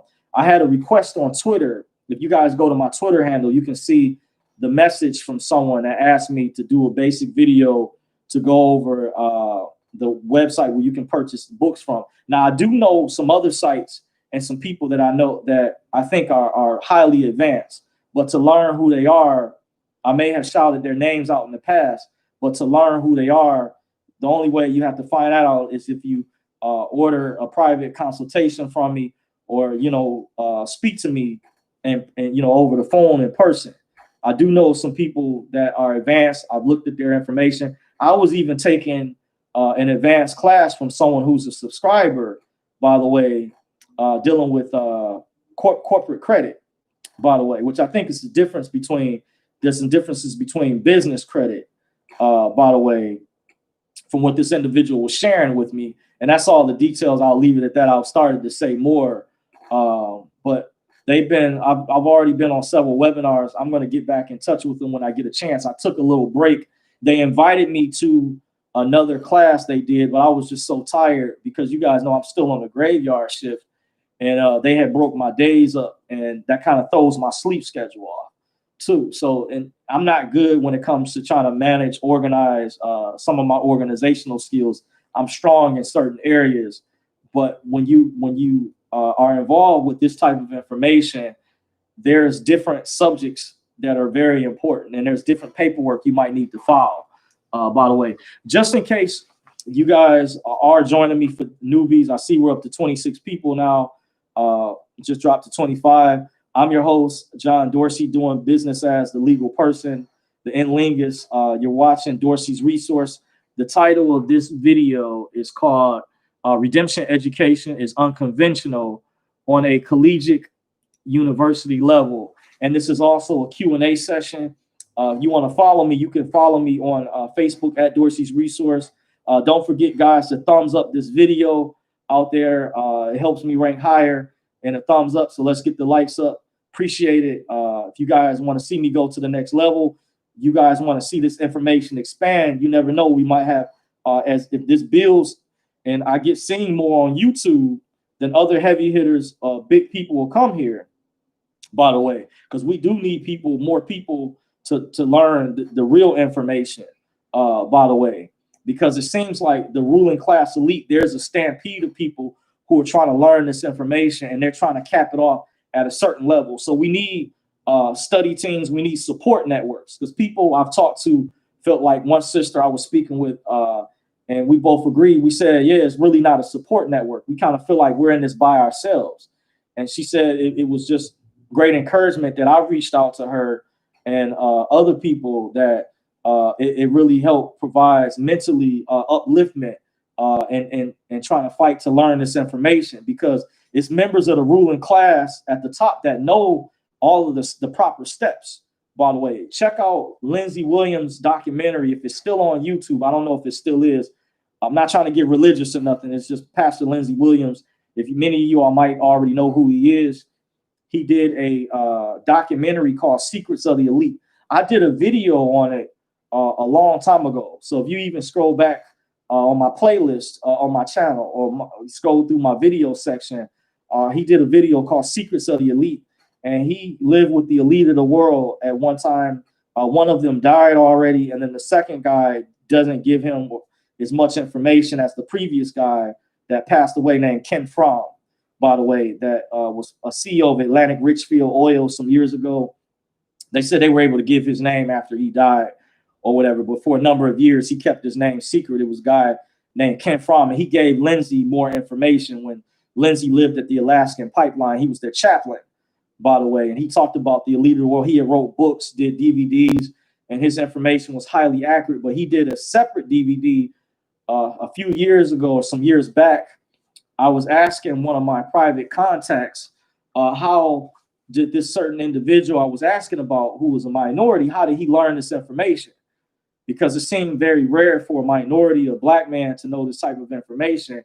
and he said he told me to check out this documentary called Secrets of the Elite. So I did, and it opened my eyes up to where he explained that how the elites are taught by their parents. Many of them, they're sent to private schools by invitation only. Like, I didn't even know, I found out some years ago that Bill Gates has children, and the school that his kids are enrolled in, I don't remember the name, that school is exempt from Common Core curriculum. They don't have to go. Remember how the curriculums changed in many of the school systems? This is before this COVID mess hit, before this distance learning and remote learning came into play, where the schools are implementing this Common Core thing. Well, they said the school that Bill Gates' kids go to is exempt from it. And I heard he doesn't even let his kids use a tablet or electronic devices because the elites understand how it's been used like psychologically to distract people from the way that they learn and do things, by the way, because the elites have a set blueprint how they make or force many of their children to go into the same profession that they're in, their bloodlines, by the way. Hold on.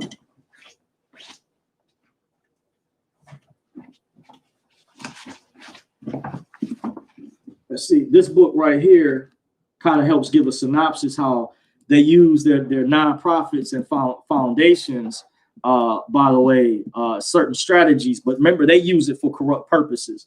They're not using it to help humanity. They're using it for very evil, most cases, by the way. This other book shows the hand gestures. This is purchased at Borders Books. This is the author right here, Tex Mars, by the way. But this book provides insight into who they are. If you're curious about who started the banking system, by the way, this book that shows the hand gestures, some of the hand gestures of people that belong to this organization, by the way. And I uploaded a video. If you're wondering why I uploaded that video by Steve Coakley, I was asked by some Black people recently, why is there a certain demographic of melanated people, Black people, that are trying to get a lot of Black people to continue to stay on the plantation and support the Democratic Party with Biden and Kamala. And one thing I don't think is a coincidence that you'll find they all have in common is many of these people belong to this organization. They're Masons or Eastern Stars. In many cases, Prince Hall, that was a chapter started after slavery. And I used to be more positive at one time. And then you have other people that are members of fraternities and sororities, too, by the way. But they're the Boule. And Steve Coakley, if you're wondering who he is, rest in peace to him. That video that I uploaded that's got the photo of Marcus Garvey. Listen to that audio. I got another one. Someone had commented in the comment section and asked, I may upload a lecture that he did down the road. And he explains clearly in clear detail. It's important to understand who these people are. And many years ago, Steve Coakley, he gave his testimony, his story. He used to work for the mayor's office out of Chicago. And some people asked him to investigate why these Black men and maybe some women were going through Howard University. And they were very intelligent people, because Howard is a Black HSBCU, historically Black college university. And they weren't coming out with their degrees. And many of them, he mentioned these brothers were going in the engineering field.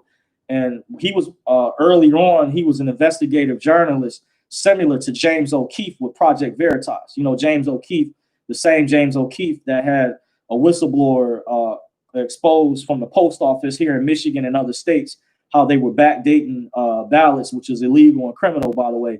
But Steve Coakley similarly was one of a few many years ago. He died some years back. I don't know exactly when. One of his last interviews, I believe, was in 2012, by the way. But rest in peace to the Baba, brother Steve Coakley. He put in a lot of work, tremendously a lot. He's a legend. He did a video with years ago with Ashwa Kwesi. I even found out O.J. Simpson, the former retired football player, came to one of his lectures and I guess talked about the situation he was going through some years ago by the way, with that whole situation. I had just discovered that very recently, like days ago. I didn't even know OJ had came to one of Steve Coakley's lectures, by the way, just to show you how heavy Steve Coakley was a real deal. He was like a black version.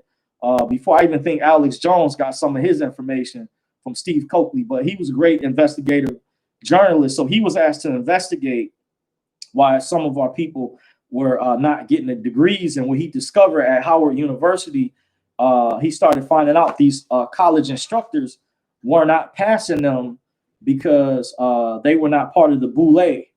They hadn't pledged to become members, part of these fraternities and sororities. So this is like a form of blackmail, and it's like having an advantage over people because they operate in secrecy. They've taken secret oaths. This is why you'll find even a lot of Hollywood actors who, they may have good intentions. There's nothing wrong with having, causes and things for sicknesses or being for the poor. But to be realistic, many of them don't live in the hood. I'm still in Detroit. I'm still in the hood. Many of the people in Hollywood are protected by private security. That's the field I work in, by the way. Meaning they have money to pay for security, which they carry guns. These same people that lobby to want to ban the guns, ban the Second Amendment, which is coming from the left, by the way. It's not coming from the right, the Democrats. So many of these Hollywood people have this, they live in bubbles, have protected by security. They don't live in the rough neighborhood. They don't hear gunshots and stuff around them. So keep that in mind when they try to virtue signal and things, to do these concerts and things. There's nothing wrong with having good causes, but in many cases they've sold out. They've taken secret oaths. So just know they're not as genuine as you're getting good quality information. This is good journalism from someone who's not hiding behind a fake account, someone who's showing their face, someone who's working a real job, who's in the struggle out here, who's paying bills, that's not rich. I'm not funded by George Soros. By the way, a lot of people are going to these protests and getting paid. I have to punch a clock. It must be nice to go to protest for weeks on end and be on Soros's payroll, like D. Ray McKesson at one time was put up in a mansion that was owned by Soros, by the way. But see, a lot of these Hollywood people, they have contracts and deals. They don't live in reality. And their children are going to grow up different than many of you or I, by the way. They're going to have a different environment. Say, Joey Sanchez says, very true. I'm looking for a study group. Okay, says Joey Sanchez says, anyone in Los Angeles or maybe some type of online study group. Yeah, you want to check. There's definitely, I know there's some people out there, by the way, out in that area towards California. Matter of fact, Money Boy is in the chat. By the way, you may want to network with him or the people in your area if you can get in touch with them. I don't know if Money Boy is still watching. By the way, there may be different chat groups online. Those are things you want to look for because it takes a team of people to go through this information. By the way, like I have a big, thick book, Redemption Manual, right here. This is out of print, but see how thick this is. And it shows in here like a template of a UCC finances statement, by the way. I just showed you the reason I did the title of this video a certain way to show you how this information is on a collegiate level. It's unconventional on a college university level. It's a lot of stuff you have to study. And all of these different books, by the way, you need a study team. And many years ago, when I started learning this information, by the way, we also, once I got to know the people, when they became familiar with you, how you get to know people, that they invited me over their house, and I would see paperwork laid out, like they would map out a blueprint, by the way. So the people in the study group were able to assist each other and able to figure this out, like dealing with the secured party creditor process, becoming a holder in due course, because a lot of us are visual. We learn visually, and it's good where you can make, like that book I just showed, you can make like your own binders. By the way, this is what I did for Cracking the Code. This is one of the, this book is no longer in print. This book was done by Barton Butts, who was an investigative journalist some years ago, and Dan Benham. Kudos. Dan Benham was out of Michigan, by the way, and Barton Butts was an investigative journalist. And I do know about the thing. He went to jail because one guy tried to bring up he went to jail. People do that to try to discredit people. Yusuf has also been to jail, but that doesn't mean that just because someone has gone to jail, they try to apply that in a negative way. That means sometimes people come out smarter than what they did when they went in there, by the way. And Yusuf is, I would say he's more advanced than myself, as well as others out there. But this book, Cracking the Code, was put together by several people. And for those of y'all who are wondering, is this information real? Barton Butts met with one of the former secretaries of treasuries many years ago. When I used to read, this information was still online when you could pull it up for free. And the former secretary of treasury, his name was, I believe, Paul H. O'Neill at the time. And he admitted behind the scenes privately that they processed negotiable instruments, by the way. So this is facts that a form of your TDA account actually worked. It was a different way of doing it where you would mail in the paperwork. That's how I know Virgo Triad and others out there are lying, are fabricating information. By the way, even though people were getting the electronic reversals, I heard that those used to go through at one time. They changed the method, and there's a way for it to go through, but you have to have a signature card on file with the Federal Reserve's website, and the paperwork has to be filled out correctly from what I was informed. And the Federal Reserve's website is frbservices.org. But see, by this information being unconventional, unless you know an elite, someone who's already advanced, I'm not that advanced, but these people have already crossed over to the other side, and they have to be willing to share the information with you in some instances, or other than that, you will need a study group. So you need, there's a saying I learned in the Christian church where they would say one person can put 1,000 a flight, but 2 or more people can put 10,000 a flight. So you need more people like minds together, by the way. So I'm gonna go through the rest of the comments, by the way, and I'm gonna go over the books again before I get ready to shut the video down later. So if you guys have any questions, you do have time. Don't hesitate to jump in, whatever, any statements, questions, or concerns, by the way. So Joy Sanchez says, anyone? Okay, I got that in the Los Angeles. So hopefully what you can do, Joy, find out, just look that website. Matter of fact, I'm going to put the site in here in the description box, by the way, so you guys will have it. It's a website where you can order a lot of those books from, the more current ones, by the way.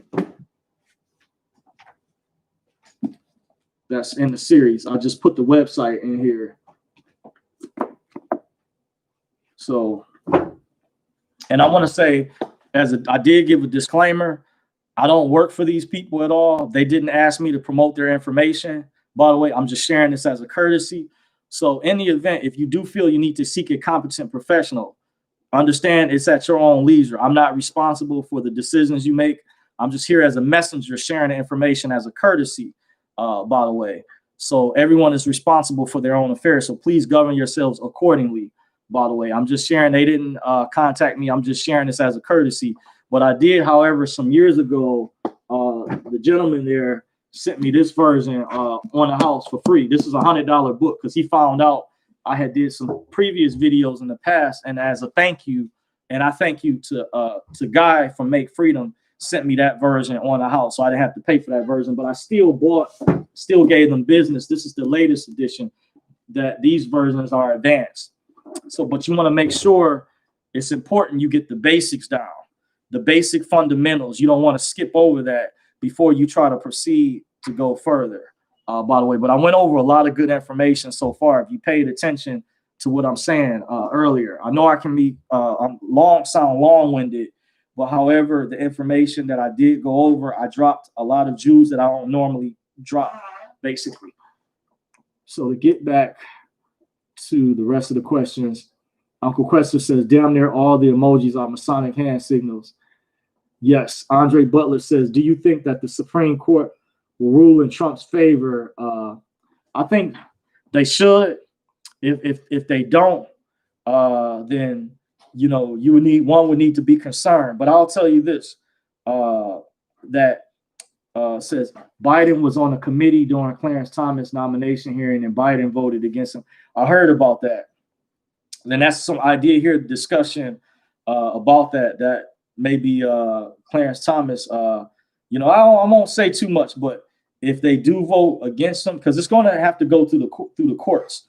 Biden didn't legally, he doesn't have it in the bag. It's not certified.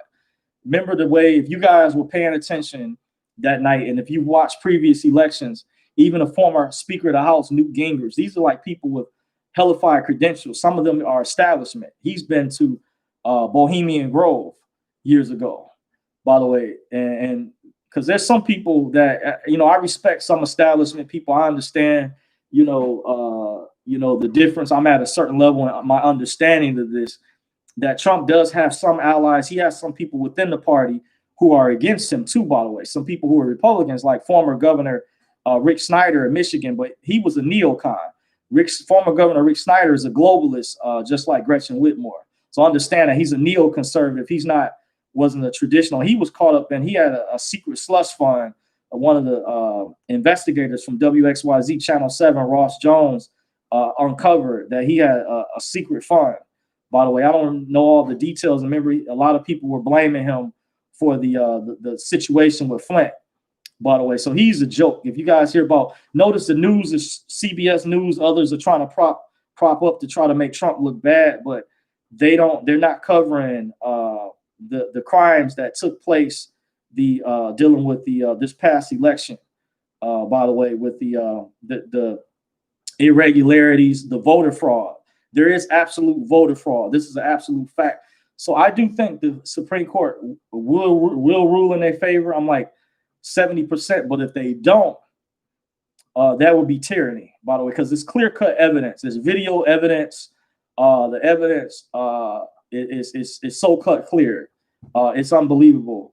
So they're definitely, I hear our local House people here in Michigan subpoenaed the records to Wayne County, and we had previous issues with Wayne County in the previous in the 2016 election. Even though Trump only won by like 10,000, that was a real close margin. But I heard a lot of those votes weren't actually supposed to go to Hillary.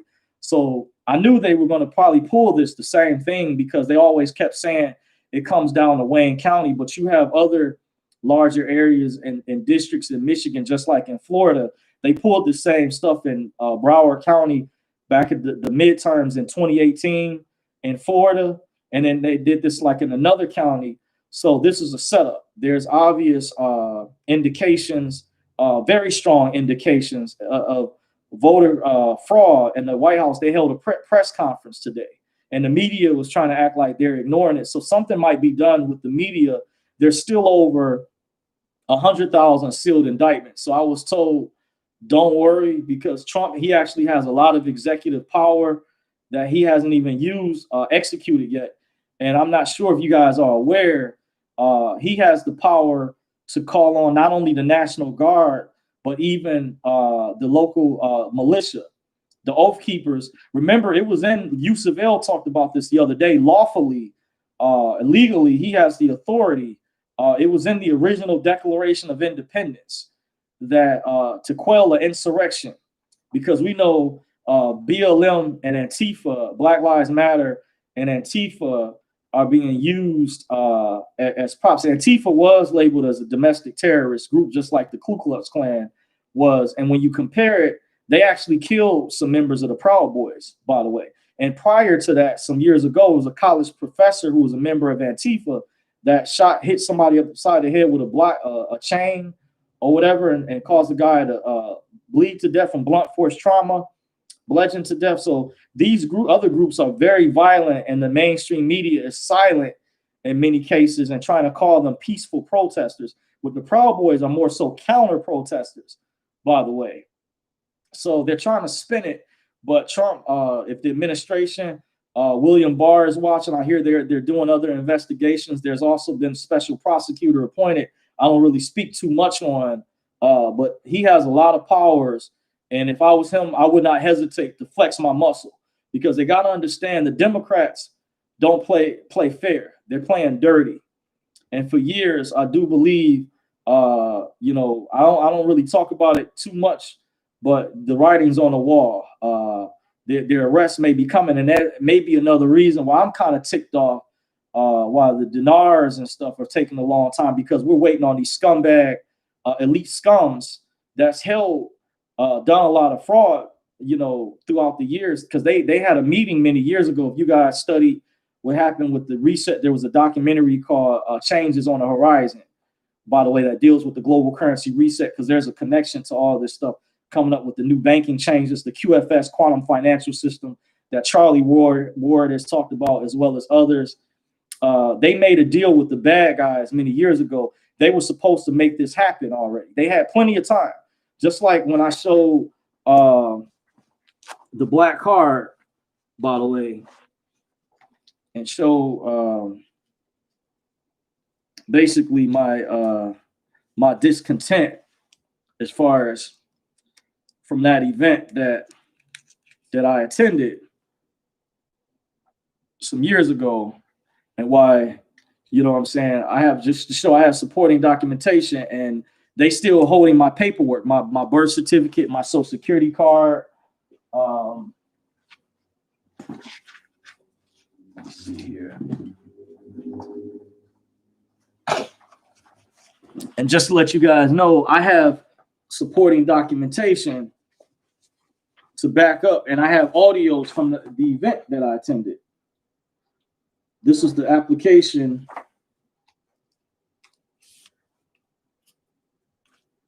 at the time to receive this.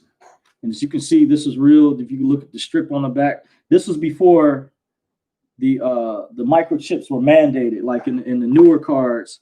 Of course, this was years before the chips were mandated, by the way. So I'm just showing you guys as evidence. This application is on the Federal Reserve. This is part of it, but there was a whole audio that's still online, by the way, that's called Fed Black Card, by the way. You know what I'm saying? So they tried to, when individuals tried to accuse me of going over the information, when there's still a 2-hour audio up of someone, and they were from that event that I attended. That's still on YouTube. They call it the Elton is the name of the channel. And there was other paperwork that went along with that, but they never, I never got funded, because they told us that it was because these individuals who attended had messed up. They were emptying out ATM machines. They were being too public with their transactions.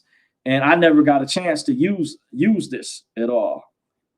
So I feel, I feel a certain type of way, like the Rich Homie Quan song, if you know what I mean. It is for what it is. I don't want to bring harp on the past, but I just want to show evidence that I really did attend this event. I'm not trying to boast or brag, or this is not about me or whatever. So I had an individual contact me earlier that shared something, but I had told him I had already known. I had another source that shared this some information I won't talk about or whatever, and they were disenfranchised.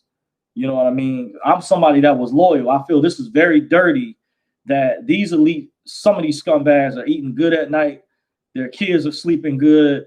They're not going. I have to get ready to punch the clock in an hour. I shouldn't have been in this situation before. I should have been free a long time ago. They're making it where like they were hiding. I paid the money to attend the seminars. I met the requirements.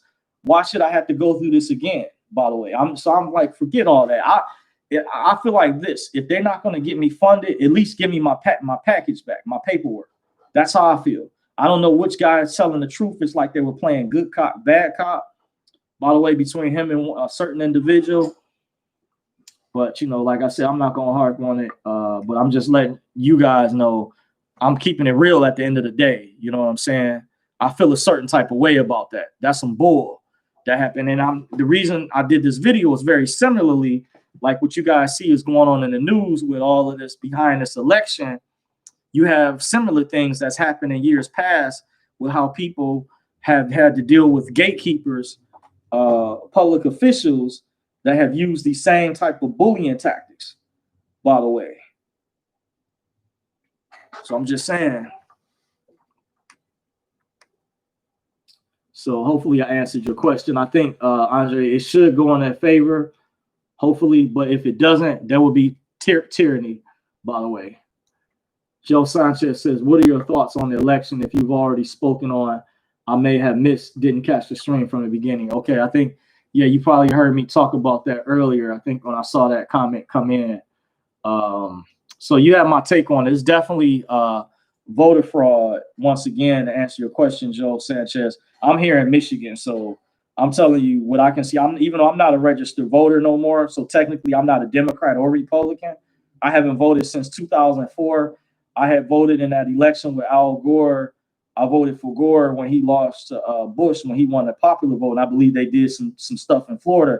And remember back then, Bush's brother, Jeb Bush, was the governor. And I think he was one of the people when Trump first ran. He was one of the people with Rand Paul. He ran against Trump, but a lot of people knew he was establishment. Jeb Bush was deep state because he helped his brother, of course, cheat Florida. But it is for what it is. Politically, if I was still involved, I would lean more to the right versus the left. By the way, that's just me. I went over the history already. A lot of the history pertaining to the Democrats historically tried to re-enslave Black people historically. There's documents you can pull online. Don't take my word for it. Look it up, because you got this other guys and people out there that claim to be pro-Black. And this, I already did a video on that where I went over the articles. It's one of my video I did some time ago. It's a good video. It was pretty long, and I covered that already, that information. But it's very clear, evident historically. Most Black people voted Republican until the 60s. One of my relatives, my mother, confirmed that it wasn't because the Kennedys, they felt at the time, it's not that Black people, because Kennedy was still white, he was actually Irish. They felt he was the lesser of two evils during that time, where a certain amount, because he was looking up more so out for Black people. He had even made a comment back then. He said that no one was looking out for the Blacks. And he did something in the state of Mississippi. By the way, I don't remember which Mississippi, by the way, created their own Black codes. And that senator that Joe Biden was good friends with, who was a plantation owner, by the way, because Biden is caught on tape saying using the word nigger on tape. It still should be on YouTube. You can still find it. And he lobbied for the 1994 crime bill, but he was friends with this former plantation owner, a senator out of Mississippi who was a Democrat. The New York Times tried to lie and change the story and say that this guy was a Republican. See, when you do the fact check, that's all about them trying to control the narrative, by the way. But you guys, it's important. Don't take my word for what I'm saying. Please, I pray, please do your own investigation. I'm just telling you why if I was still in the game, Black people don't need to be voting Democrat at all. For come on, they don't have our back. Look how they did Ice Cube. Look how the cancel culture came after Chance the Rapper, when he said you have other types of political parties that Black people you can be independent. You have libertarian. You have undecided. You got the Green Party. You know what I'm saying? You have moderate conservative. By the way, you got different divisions, factions within factions, by the way. And remember, cancel culture came after him, Killer Mike. So I'm like, forget the left. By the way, I think these are people that were more willing to speak their mind or whatnot. And look how cancel culture and the left came after them hard. So that's not right. I made a mistake recently, guys. In case you're wondering, I did a video about the Ice Cube situation. I was still learning how to use that StreamYard. So that's why I erased that video by mistake the other night when I was trying to do that StreamYard video. And it was one of my good video, the feedback that I got. I didn't even really get a chance to go back over it, but I guess I went off and some people came back and said they really liked it or whatever in the comment section when I addressed that situation. So just putting it out there. I'll get to the rest of the comments in here. Gerald Joke says, wow, the book is $269.99 on Amazon. Yeah, remember, Gerald, this book, this is the updated version, by the way, of Operating Sovereign. The difference, these are both the same books. This version right here just has more information. So this one is cheaper than this version. But I put the website in there that you should be able to purchase and they'll have most likely the updated version. This version, by the way, it's in the description boxes for everybody in case you have questions for those specific books. Some of the other ones I showed where I made my own binders, you might be able to find the PDF files of Cracking the Code or Redemption Manual online. There's other versions that you can do a Google or Yahoo search, maybe use DuckDuckGo search engine, whatever to your liking, and you might be able to find a PDF version. And you can go to Office Depot. They sell the sheet protectors, by the way, and you can create your own, the binders or whatever, make your own books. They help with your study habits, by the way. Gerald Joke says the Bloodline book. Joe Sanchez says, I'm close to Torrance. Gerald Joke says, damn, brand new, $2,000. Okay.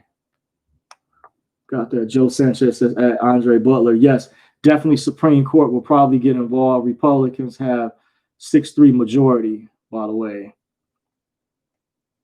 But even still, because Roberts is suspect because the way they ruled on some of the previous cases and they had the majority. It'll be interesting how it goes because what I heard with Roberts, his family allegedly was threatened during the time where he signed for he voted when Obama was still in office for the same-sex marriage and the Affordable Care Act. And Justice Scalia, before he was murdered, by the way, I heard he gave a speech to students in Hawaii, to law students, by the way, to kind of warn them. And one of the reasons I believe he was murdered, by the way, which the left doesn't bring up, by the way, and that's why they didn't confirm Gorsuch out of respect, because it's believed, without saying it directly, believed Justice Scalia was Antonin Scalia. That was a hit job. He was one of the constitutional justices, just like Clarence Thomas. He properly went. We already had a solid system established where they respect the rule of law. It's the left that is trying to circumvent the rule of law. We are a nation of laws, by the way, that need to be adhered to. We have to ask the question, what's the purpose of having a law? Especially we have the Attorney General of Michigan, Dana Nessel, and the governor and Jocelyn Benson saying there is no fraud. But I did hear, they could possibly get, I know the Attorney General, William Barr, he fired a state attorney in New York that was covering up that Pizzagate situation with Jeffrey Epstein.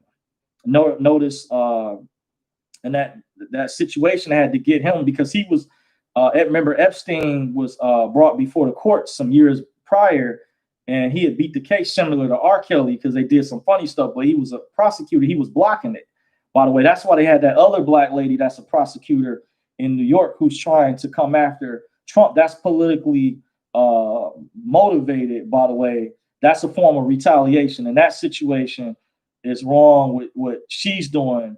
But they need to see the Democrats. They're not focusing on, they need to be prosecuting and investigating. There is really child sex trafficking rings. So when the House out here voted to label QAnon a conspiracy theory or a terrorist group, that is false. Nancy Pelosi, that is a targeted attack and isn't by no means. QAnon is peaceful. QAnon, you don't see them out there burning cities up like Antifa and Black Lives Matter, by the way, and the Proud Boys. You've seen evidence of Antifa killing, murdering people. You've seen Antifa rioting, looting. Black Lives Matter. There was a study that even tied Black Lives Matter, in case you guys are wondering. You don't see that coming from QAnon. So there are actually child sex trafficking arrests that have been happening. There was an arrest that was just made where they rescued children recently in Ohio. There was arrest in Florida, Indiana. There was arrest in Atlanta not too long ago where I saw one of the marshals was a black woman. But Trump has been going after the human trafficking. The news that hasn't been covering that. Ever since he got in office, there was a big bust in California. Right after Trump got in office, it was they held a press conference. Multiple law enforcement agencies were at this press conference, and it did not get as much coverage by the mainstream media as it should have. So you have to ask the question, why isn't George Stephanopoulos covering this? Why isn't David Muir, Lester Holt covering this as much as they should? Why are they talking about Biden and Kamala? Because they're trying to build a fake straw image because they're members of they're tied in with the corrupt deep state. So the swamp needs to be drained. They are part of the problem, by the way. If you want to have checks and balances, you need transparency. By the way, if there was no fraud in Michigan, I say to Jocelyn Benson, the Secretary of State, the Attorney General, Dana Nessel, and the governor, then why were the poll watchers not being allowed to watch? Why were they covering up the glass and things? Why were the voting machines flipping? Why all of a sudden at 4 a.m. 138,000 ballots came in for Biden, all going directly to him? Probabilities and statistics of that. Think about that.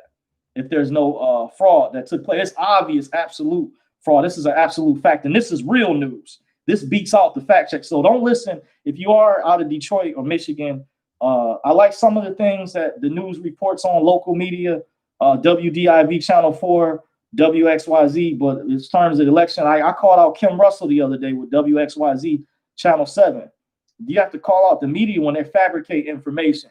There's obvious signs of fraud, and not just Michigan, multiple states. Same things are happening. Philadelphia, similar situation with poll watchers. Wisconsin, similar situation with thousands of ballots arriving the morning after. Similar situation in Arizona, other places, people describing fraud. People, poll people writing in, it's just obvious. To say that there's no evidence at all for the integrity of the process is that you won't have a fair election again. I guarantee you'll still have elections if Biden and Kamala get certified, but they're still not certified yet. It's projected winner, and that's what the media is projecting, by the way. The liberal control mainstream media. Remember, the media is controlled by Disney, which controls ABC. Comcast owns NBC. Then you have with Fox, if they're owned by Reuters, or Viacom owns like another group. So you have these super conglomerates that are in control, and they're making these people. Some of these people, I know the journalists don't have a choice. They may be genuine, but they're being told to follow orders. If you guys understand journalism, my mother went to school for communications at Cleveland State. That's a field where people go into marketing, communications, where you will qualify for news jobs, because that's related to your career field, your career path. My cousin, by the way, down south, he went to school for communications at Cleveland State. I have another relative that works down there, by the way, that works at Case Western Reserve. By the way, I won't go into the details. So I have some knowledge. I even have relatives who are on the left. I had a cousin who was a former senator, by the way, out of Cleveland. I have another relative who works campaigns not only here in Detroit, but another relative in the Cleveland area that's both liberal. So I'm calling it like I see it, because I think the left, the Democratic Party, is an existential threat to not only our democracy, our republic. By the way, they don't have proper checks and balances. They let too much fraud go on, and this time is serious. It's one of the most important elections ever, and it's obvious, cut, clear fraud. And they're obviously fabricating information. So there's something that needs to definitely be dealt with. This just giving my opinion in the situation, even though, once again, to show, to go over, by the way, I'm not a registered voter. So technically, these are my old voter registration cards. It has a record of when you voted. I'm not a Democrat or a Republican. I also didn't do the census, by the way. Certain contracts I don't get involved with. I don't volunteer to participate. You have that right, by the way. I just dropped something else heavy on you. But these are contracts, by the way. As an American, it's your right that you want to, not a U.S. citizen, corporate citizen. Remember, that's under a certain jurisdiction.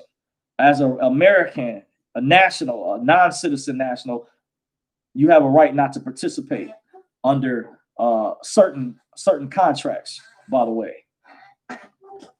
So Tawana Awaken, appreciate the super chat. Says, thank you for your continued research and sharing with the people. You are valued. Appreciate you, Tawana. Definitely, no doubt. Like I said, I was working on, I wanted to come before you guys more often. By the way, as I promised, I know it's been a minute. I'm not as organized when it comes to doing this graveyard shift. I've gone through some things behind the scenes. I'm kind of not at liberty to go into details yet. When I'm able to get out of this 9-to-5 job, I'm going to drop some things, even people that snitched on me, tried to sabotage even from my political views going back to the 2016 election, tried to get me in trouble with my current employer, other things that had been happening. I'm gonna reveal that to you guys down the line. Now is not the time. I got some friends, some close people that are watching in case, because I'm aware of my own safety. I received a message from someone that said this prophetess had a warning for me that some people may be trying to cause harm, or whatever. And I do take heed to things, but hey, I'm not afraid to fight. I had a former property manager that where I pay rent to that was here. He was the only male property manager I've had since I've been leasing here my rent. And someone I told him tried to break in one Sunday, and he told me straight up I had the right to defend myself. I found out the castle doctrine applies. So by any means, I'm not afraid. You know what I'm saying? You're going up against a one-man army. By the way, I was jumped when I was in second grade many years ago at Meyer Elementary, and my dad came to pick me up from school, and he saw me. I handled myself. I was born to fight, and he saw me fight three boys. I was friends. Two of the guys were from the neighborhood. I remember the names of all three of the guys. They were in my class. My teacher's name was Miss Parks. I had transferred from Peck Elementary to Meyer Elementary. Both schools are closed down, by the way. So this is a true story, by the way. My dad was coming to pick me up from school, and the teacher said that she didn't want us to eat. She would give out snacks before we would leave. But at this time, she wanted us to line up and be good before she let us out. We were supposed to wait till the bell rang. And she said she wasn't going to let us out if, some of the classmates were eating or whatever. So I had told on one of my classmates, his name was Sean, or they called him Shawnee. And he was eating a cookie, and then that held our time up. So I was mad. I was like, I wanted to get out of school. I wanted Miss Parks to let us out early. So he had planned with a guy in my class named Jeffrey and a kid named Jason. They all jumped me after school. My dad saw me handle. I took on all three of them and kicked their ass, by the way. I'm just saying this is a true story. My mom was scared at the time where I had got word had got to the teacher the next day where she had found out about it, by the way. But one of them had retaliated and tried to set me up for something else, that stole my money. I had got suspended. I was a true bad boy when I was in elementary. I would say middle school. I went into the reverse. By the time I was in middle school, 8th grade, I was an honor roll student. I was summa cum laude in my whole 8th grade year. I had all straight A's. I had the highest scores in the class at Evangel Christian Academy under Mr. Milioni, by the way. Before I transferred to Cooley in 10th grade, I didn't do good my 10th grade year. My junior and senior year, I was on the honor roll, by the way. So just saying, I come from the school of hard knock life. Not afraid of anybody that I've taken names of people already that I suspect anybody that's trying to plot, trying to plan. I've got friends, you know what I'm saying, that are prepared to fight. We bought it. If you remember the saying from Master P, where he said years ago, I don't go looking for trouble. I don't go messing. I keep to myself, but best believe, you know what I'm saying, you will get that work put in. You know what I'm saying? Even at the height I'm at, being 5'7.5" when I was in college, and I still had the energy. I used to do push-ups on my knuckles. When I trained under my sensei, I can still go back down on concrete where I had whelps on my fist, where I can put my fist easily through a car windshield, by the way. It might have some scrapes there, but not really feel the pain, by the way, because I went through, that's a form of iron training in Charlene, by the way. And, just given my background, I'm not afraid. I'm more so passive-aggressive personality-wise, but, any threats and stuff, I'm not afraid to speak my mind in that regard. I mean, I'm careful. I'm not saying I'm a big bad know-it-all. Like I'm just trying to talk tough or tough talk, but I will handle my own if need be. You know what I'm saying? I've never not been one to shy away if I had to go down. I don't. Like I say, I don't go looking for fights or looking for trouble. By the way, but you're not going to bully me or bully my speech. By the way, and you best believe we'll have a lot of people who will stand up and willing to fight because this tyranny is coming from the left. This is not coming from the right. That's why I heard 71% of the Cuban population in Florida, they voted for Trump because they came out of Fidel Castro's regime, by the way. They understood communism. There's another guy I follow on YouTube. He's a foreigner. His parents come out of Cambodia. He talked about it, by the way. This is not a joke. For real, for real. So, yeah, best believe. And there's way more patriots out there than it is. I told a friend of mine, than it is Antifa and BLM. They will get that work put in, by the way. So I'm not one, it's the media that's hyping this up. Because remember, it's the top 1%.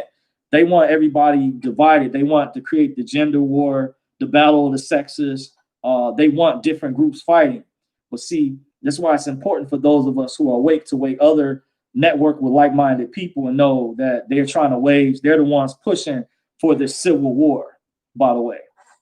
That's why the media's done this on purpose, where they're declaring Joe Biden the winner. But remember, during election night, there was obvious states where Trump had a bigger lead, and they wouldn't call the state for him. Several states, but Biden had less of a lead when he was in certain states. He was winning with Trump, and they called the state in his favor.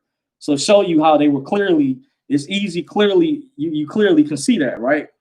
So you guys know. Don't take my word for what I'm saying, but I know you guys out there saw it. If you have a sane mind, there's a saying, he who has ears, let him hear. He who has eyes, let him see. So it's basically blatantly clear. That's my thoughts about that, by the way. But as I was telling the story back in college, I had a roommate that said something to me, and he's over 6'2", over 200 pounds. And me, my little, so I would pick them up and slam them down. And my roommates, he was one of my former roommates, but I was just visiting down the street where I was at. I went to DeVry Institute down in Columbus, Ohio. So the apartment complex was called East Green. It's now called something else off of Commons Road, and actually in Reynoldsburg, Ohio, by the way. I think it's the same complex. It's called something else. But I was down the street with my roommate, Drew. Well, actually, he wasn't my roommate, my former roommate. We were watching a movie, and the guy that I got into a fight with, altercation, he was out of Pontiac, Michigan. Mind you, I'm only 5'7.5". He was over 6'2", over 200 pounds. He was so embarrassed. He wanted to go outside and fight me for real. But they saw how things had got serious between, as it led up to, more of an escalation. I helped de-escalate the situation. But they saw how he even tried to do a sneak move on me, and I spent out of his move that he did or whatever. My roommate, and they were just they were tripping out in favor. This is a true story, because that's why I learned for the first time many years ago. I hung with some street gangsters, and two guys I met were former military. There was a guy named Cedric, and there was a guy named Vic, by the way. And Cedric was Victor was out of Virginia. I don't remember what Cedric said was from, we call at the time. And they were older than us. I was like 19, around 19 years old at the time. Both Cedric and Vic, they were older heads. So they were like OGs compared to us. They were in their 30s. And they said, I used to be silly, joke around a lot. And they said, you should never lie on your dick. That's where I know where that saying's from, by the way. But it was at my classmate, Drew, I forgot. He went to Cooley High School with me, by the way. And he graduated before I did, but he didn't start attending DeVry until about a year and a half after, the semester after I had started, summer of '97. It was called DeVry Institute of Technology at the Columbus, Ohio, by the way. And so Drew had went to Cooley with me. He was from the east side of Detroit. I had grew up on the west side. I ran into him many years later afterwards. He was real cool. And he saw the whole thing. My roommate Drew, he's a tall guy, over 6 foot.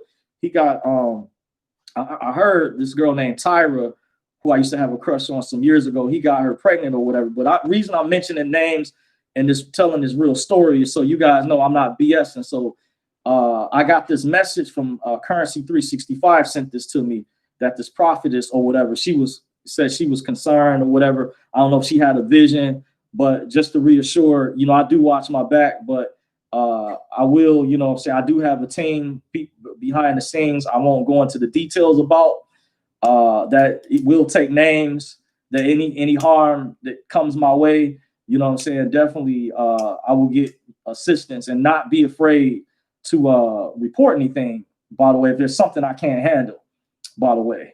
But I'll tell you, you're dealing with someone who's like a one-man army, somebody who's intelligent, who's body, that comes from that generation of Master P, if you guys remember that era. You know what I'm saying? So I'm about that life for real. I don't play that shit. I'm just saying it is for what it is. But let me get back to the chat section, by the way. So Joe Sanchez says, thank you for the link. Joe Sanchez says, possibly military too.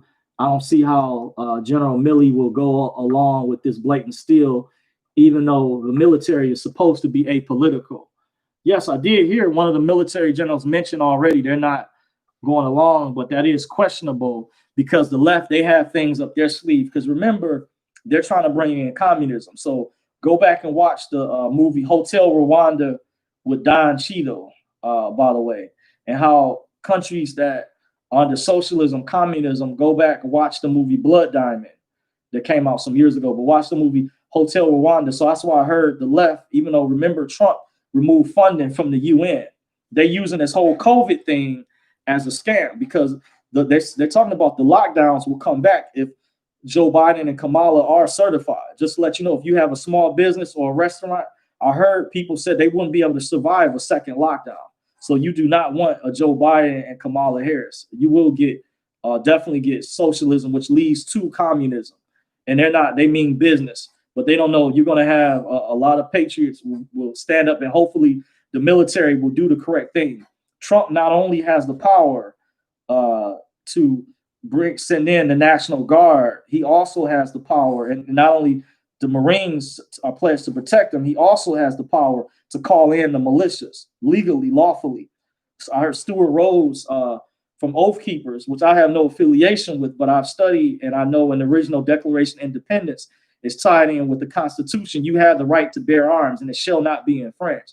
He has legal judicial authority to call in the militia, members of the militia to assist in the form of an overthrow. And I can tell you the Democratic Party, the left is no longer the party of JFK. It's the party of slavery. It's the party of Jim Crow.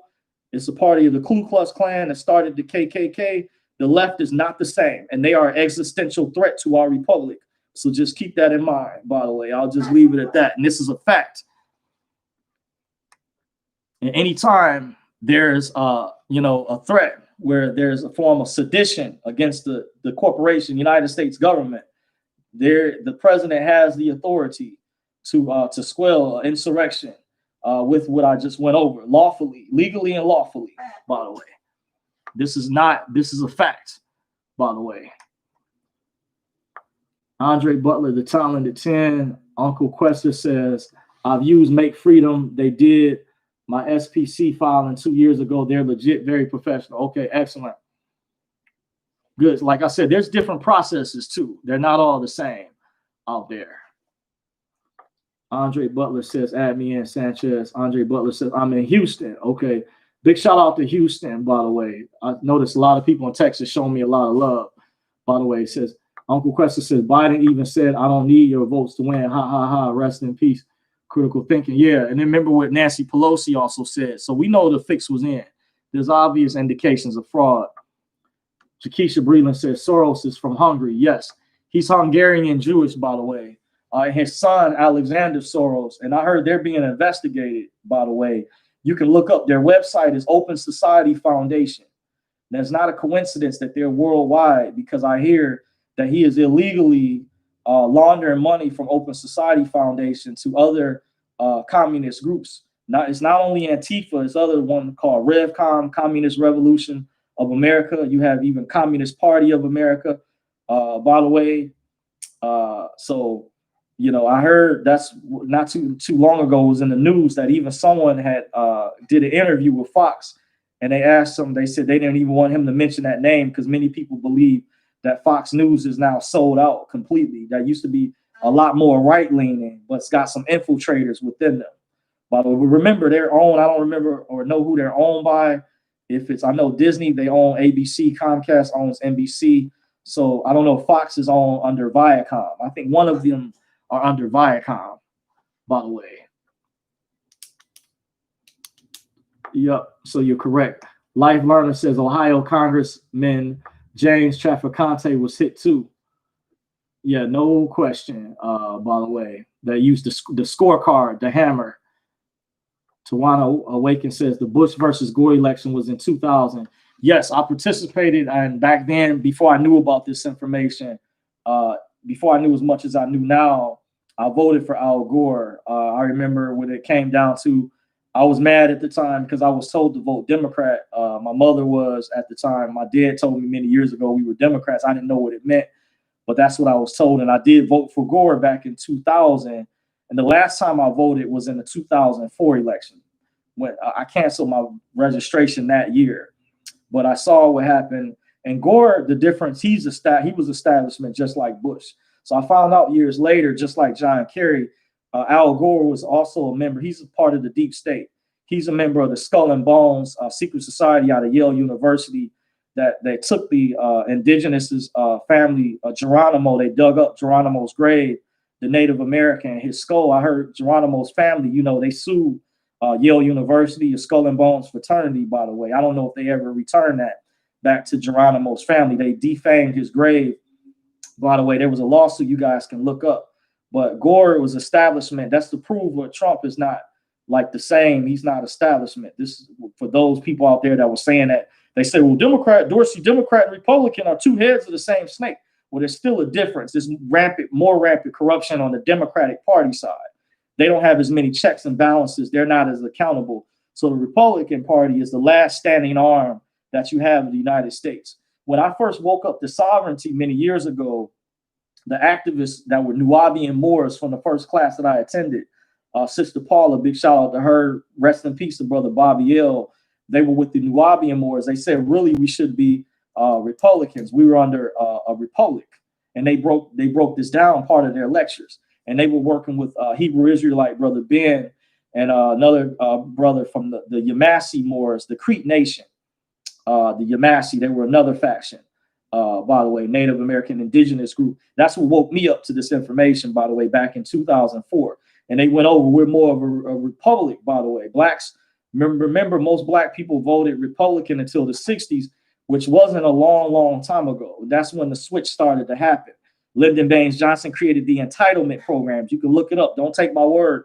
Well, I've already researched it. Malcolm X also talked about white liberals. I just found out Malcolm X even voted for, what's the guy's name? Barry Goldwater. It's not saying he necessarily kissed Goldwater's bee, but, he knew at the time that the Liberal Party, he even made a statement, a quote, this is on record, I discovered. You guys can look this up. So, I'm not making this up. Just to use Malcolm X's name, Malik El Shabazz, he even stated that the Democratic Party was worse than the Republican Party. Now, why he made a distinction back then. So that speaks volumes as to now, because he understood his history. And Martin Luther King was a registered Republican, by the way. They don't want you to know that. So just putting it out there, just to sum it up. But you guys have to do your own homework, make your own assessment. Some people felt like Biden and Kamala were the lesser of the two evils. No. But that's why I uploaded that video with Steve Coakley, and I'll probably upload another one that he did, another lecture on the channel to show you how they keep us a certain demographic of black people. And what you'll find with many of these black people that try to intimidate other black people, melanated people, to keep them on a plantation voting Democrat, belong to this organization right here, or AKA sororities, or deltas, or Sigma Gamma Rho, or Phi Beta Sigma. You'll find in many cases they're members of the club members of secret societies, by the way. Not saying all of these people are evil. Some of them have good intentions. They do charities and things, but what you're not being told behind the scenes, many of them operating in secrecy or using threat and intimidation tactics. And then you also have counter groups that have become aware of that too, by the way, and have formed their own alliances, by the way, to counteract that. Because that's not fair to people that are trying to make an honest living. That's why certain people who belong to this group are able to get certain jobs. So my mother used to teach me growing up, I used to think that things were fair based on your education level that you got. Then I started to learn that these people pick and choose that members, their fellow club members, brothers and sisters, part of this group, they're able to cheat somehow. But they've come across a time in certain instances where they're not always able to get away with it, by the way, because this president that you have in this Republican Party has backbone. That's why Trump is not establishment. They're willing to stand up to corruption, fraud. That's part of the swamp. These members of the secret society, the club members, they've been getting away with this fraud for too long.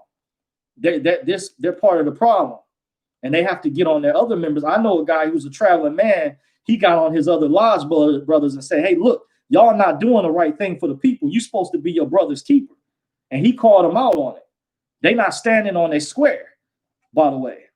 So then, because one of the rules, it was a brother that did a video people can look up. This was on YouTube. This was free information, by the way. So this wasn't no secrets being that revealed. This is out in the open, where he mentioned one of the questions he was asked when he pledged for this organization is they asked him, are you or do you plan on overthrowing the government?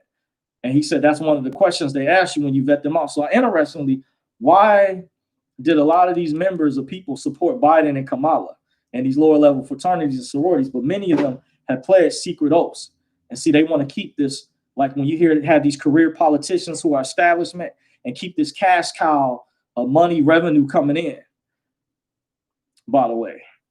And Democrats often will champion a cause and say they're going to do this and that for black people, but then they champion a cause for, I'm not speaking no ill, I'm just saying, but foreigners, LGBT groups. When Elizabeth Warren said she supported reparations, then she turned around and started championing the cause of reparations for the LGBTQIA community. Now, they haven't been as much. Our skin color takes precedence over these other groups, by the way. I feel like I know something I support. If the Jewish community received reparations and Obama increased it, they say he raised earmarks for the Jewish community. Dr. Boyce Watkins reported on this. Phil from the Avaya show, which his channel, he changed the name to Africa Diaspora. He reported on it, one of a few black media that reported on Obama increased reparations for Jews that happened for something that happened years ago in Nazi Germany. We never received our reparations for black melanated people. Ma'afa, that's a black word for our black Holocaust, for what we've gone through. But the Democratic Party, when Obama had control of the House and the Senate when he first got in office, but he didn't do anything really for our people for a number of years. So why don't enough of our black people question Obama? Say, why did you not do anything? You had 8 years, and Biden was his vice president. What's up with that? By the way, he had a lot of executive authority and power. He could have passed an executive order, just like Trump did, pass an executive order to revitalize urban communities. This was separate from some of the opportunity zones and things that he did. And wanted to pass and work on a platinum plan, which would make Juneteenth a holiday, by the way. So it's important to go back and study the history of the Democrats, and you will learn, by the way, you will understand it and how they keep a lot of the women, by the way, they push feminism and they were tied in with breaking the family structure apart. Because remember, Margaret Sanger, Hillary Clinton mentioned that Margaret Sanger was her idol. Margaret Sanger was behind the Planned Parenthood abortion clinics that murdered a lot of black people, by the way, through the abortions. And Jesse Jackson was against that many years ago. There was a movie documentary. Alex Jones used to sell this on his website. It's called Ma'afa 21. Pastor Cleonard Childress was in that documentary. He had been a frequent guest on Alex Jones's show throughout the years, from what I saw. And you might still be able to watch this documentary. I believe it's still free on YouTube. Matter of fact, I'll pull it up for you guys if I can find it. By the way, I'm gonna post a link in the description box so you guys will have it. By the way, but just to let you guys know, I'm getting ready to shut things down. Okay, yep, I see it. I see one version that's uncut. Okay, I'm gonna post a link. I'm gonna post a link in the chat section, by the way. So this video, they covered the information about Jesse Jackson. He changed his stance years later. That's the link that will take you to that documentary. By the way, we'll go over a lot of the history that's tied in with the feminist movement, the Democratic Party. They took the man out the household, by the way. There was other things they did by drafting a disproportionate amount of black men into the Vietnam War. The movie Dead Presidents that came out some years ago kind of gave a synopsis and addressed this. Where Isaac Hayes, the music artist, did the soundtrack. Chris Tucker, the comedian, I think, played in that movie, or some other famous black actors, by the way. But the Democratic Party has really done, when you study the history, they've used strategies to keep black people enslaved for years. But they've used the guard dogs, the gatekeepers, in this group right here, Eastern Stars, which are historically family members of the Freemasons. And I met this guy when my mother took me to a Bible Prophecy Club meeting many years ago. he autographed the original book that I had, by the way, William Shinoblin. So this is the second version. The original version, I let someone borrow it. I never received it back. And that's a whole nother thing, by the way, to address. I could touch on too, by the way. So let me read the rest. Just kind of scroll through the comments. By the way, okay, I read that the Bush versus Gore election. Mary Saunders says, I did not vote, but I don't understand how they can insult the people who vote for them. Right, that makes sense. It's funny how the left, they preach inclusivity and talk about, because someone called a lady from when the White House held a press conference earlier, I don't know her name, but the lady, she spoke on a microphone when Kelly, I think, was speaking to press secretary. The other lady said she was from Michigan and said Whitmore always talks about we need to come together, but they were insulting, making disparaging remarks, and even going as far as to lying. This is a form of gaslighting, fabricating information, saying there was no voter fraud. And she said it's very startling how much voter fraud, not just in Michigan, but other states, multiple states. It's clear-cut evidence. So yeah, you are correct, Mary. They're hypocritical. They're being a hypocrite when it comes to that. Jakisha Breland says the QFS quantum financial system is here for the GCR. Yes, I agree. Andre Butler says JFK was taken out for going after the cabal and bankers too. And Trump, ironically, was good friends with JFK Jr. Yes, I heard that. Yep, I heard about that. I didn't really know that, but I did see the picture, some photos some years ago. Life Learner says JFK also put United States notes back into the economy, initiating the phasing out of the FRN. Okay, got you. Life Learner says correct. Says Life Learner says you're on point, brother. Appreciate you for the confirmation. JFK also put the United States. Yeah, that order, Life Learner. I went to a protest some years ago in the Fed rally. That was Executive Order 111100. And when I brought my sign there, a lot of the people were not aware of that executive order. I was actually interviewed and video taped by someone. I was kind of nervous at the time, so I feel it didn't come out right. I was actually going there to try to surprise some ladies that we had met that were attendees, someone who had attended the year before. The reason I think they didn't attend, they thought it was going to rain that particular day, and it didn't. So that's why they didn't show up, by the way. But they were in the footage I saw from the previous year. And that order specifically that Kennedy put into place, there's notes you can buy from a coin shop. They're United States notes, and it was interest-free currency. So it was even more, it was more powerful, I was told, than the currency that we had where you were able to redeem silver, when you had silver certificates and gold certificates, because I heard those were still had interest it was attached to, but the United States notes were putting us on the Treasury side and didn't have any interest. And unlike the Federal Reserve notes that we carry in our pockets today, that has green, the United States notes that Kennedy printed had red, by the way. And then, you know, that movie, The Wizard of Oz, was symbolic, by the way. When the book was written, when Dorothy wore silver slippers, that represented when she followed the yellow brick road, that represented the silver following the gold out the country. The book was written in 1914, 1 year after the Federal Reserve Act was signed, when the book was officially, I guess, published, released. Federal Reserve Act was signed in 1913. Then the movie came out in the 1930s when Dorothy wore silver slippers that symbolized your wedding signature by blood, by the way. Okay, Maria 201079 says, I love it. It's getting real tonight. Thank you, Dorsey. I benefited tremendously on your knowledge. Thank you so much. I appreciate you, Maria. Well, guys, that's my time.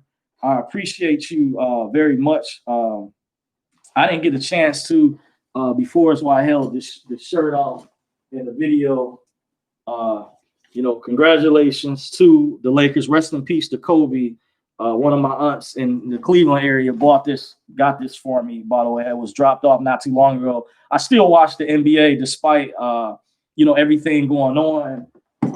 I spoke about Black Lives Matter separately, by the way, that I felt Black lives should matter, but there's a difference between the ideology of the organization, the moniker, the distinction. So even despite what was going on in the NBA, I still did watch the highlights of games. when I could catch them. So I was giving a shout out to the Lakers. Rest in peace to Kobe Bryant. Real legends never die. By the way, so appreciate, big shout out to my aunt in the Cleveland, Ohio area for getting this for me, because I've been still a lifelong fan of basketball, the NBA. I played in the neighborhood some years ago. I was a star in my own regard, by the way.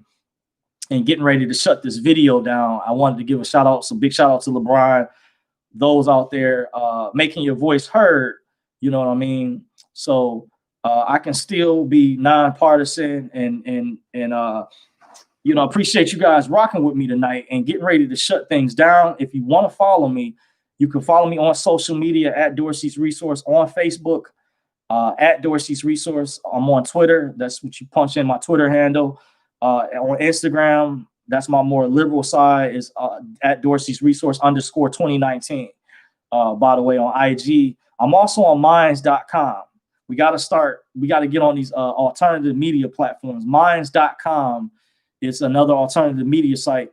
I'm also on Brighteon, but I have to upload my profile and everything like that. You also have BitChute because of big tech censorship. So in case if I go down over here, you guys will know to be able to find me on those other platforms. And just in case if something happens, that's why I also have a backup channel. By the way, you can subscribe to me, my Dorsey's Resource channel too.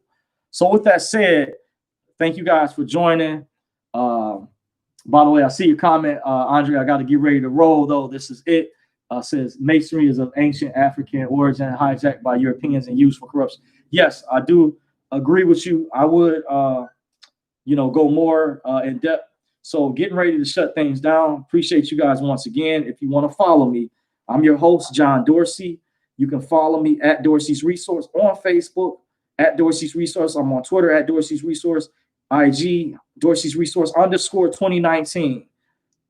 At Dorsey's Resource, how it's spelled. Check the description box too, by the way, under the video for instructions, other things for those who want to contact me for serious inquiries only, for bookings, for private consultations, serious inquiries only. Appreciate you all once again. Real legends never die. Adios, amigos, sayonara, ashe. Appreciate you all for rocking with me. Everybody out there, stay woke. Until next time, deuces. Wakanda forever. I'm out.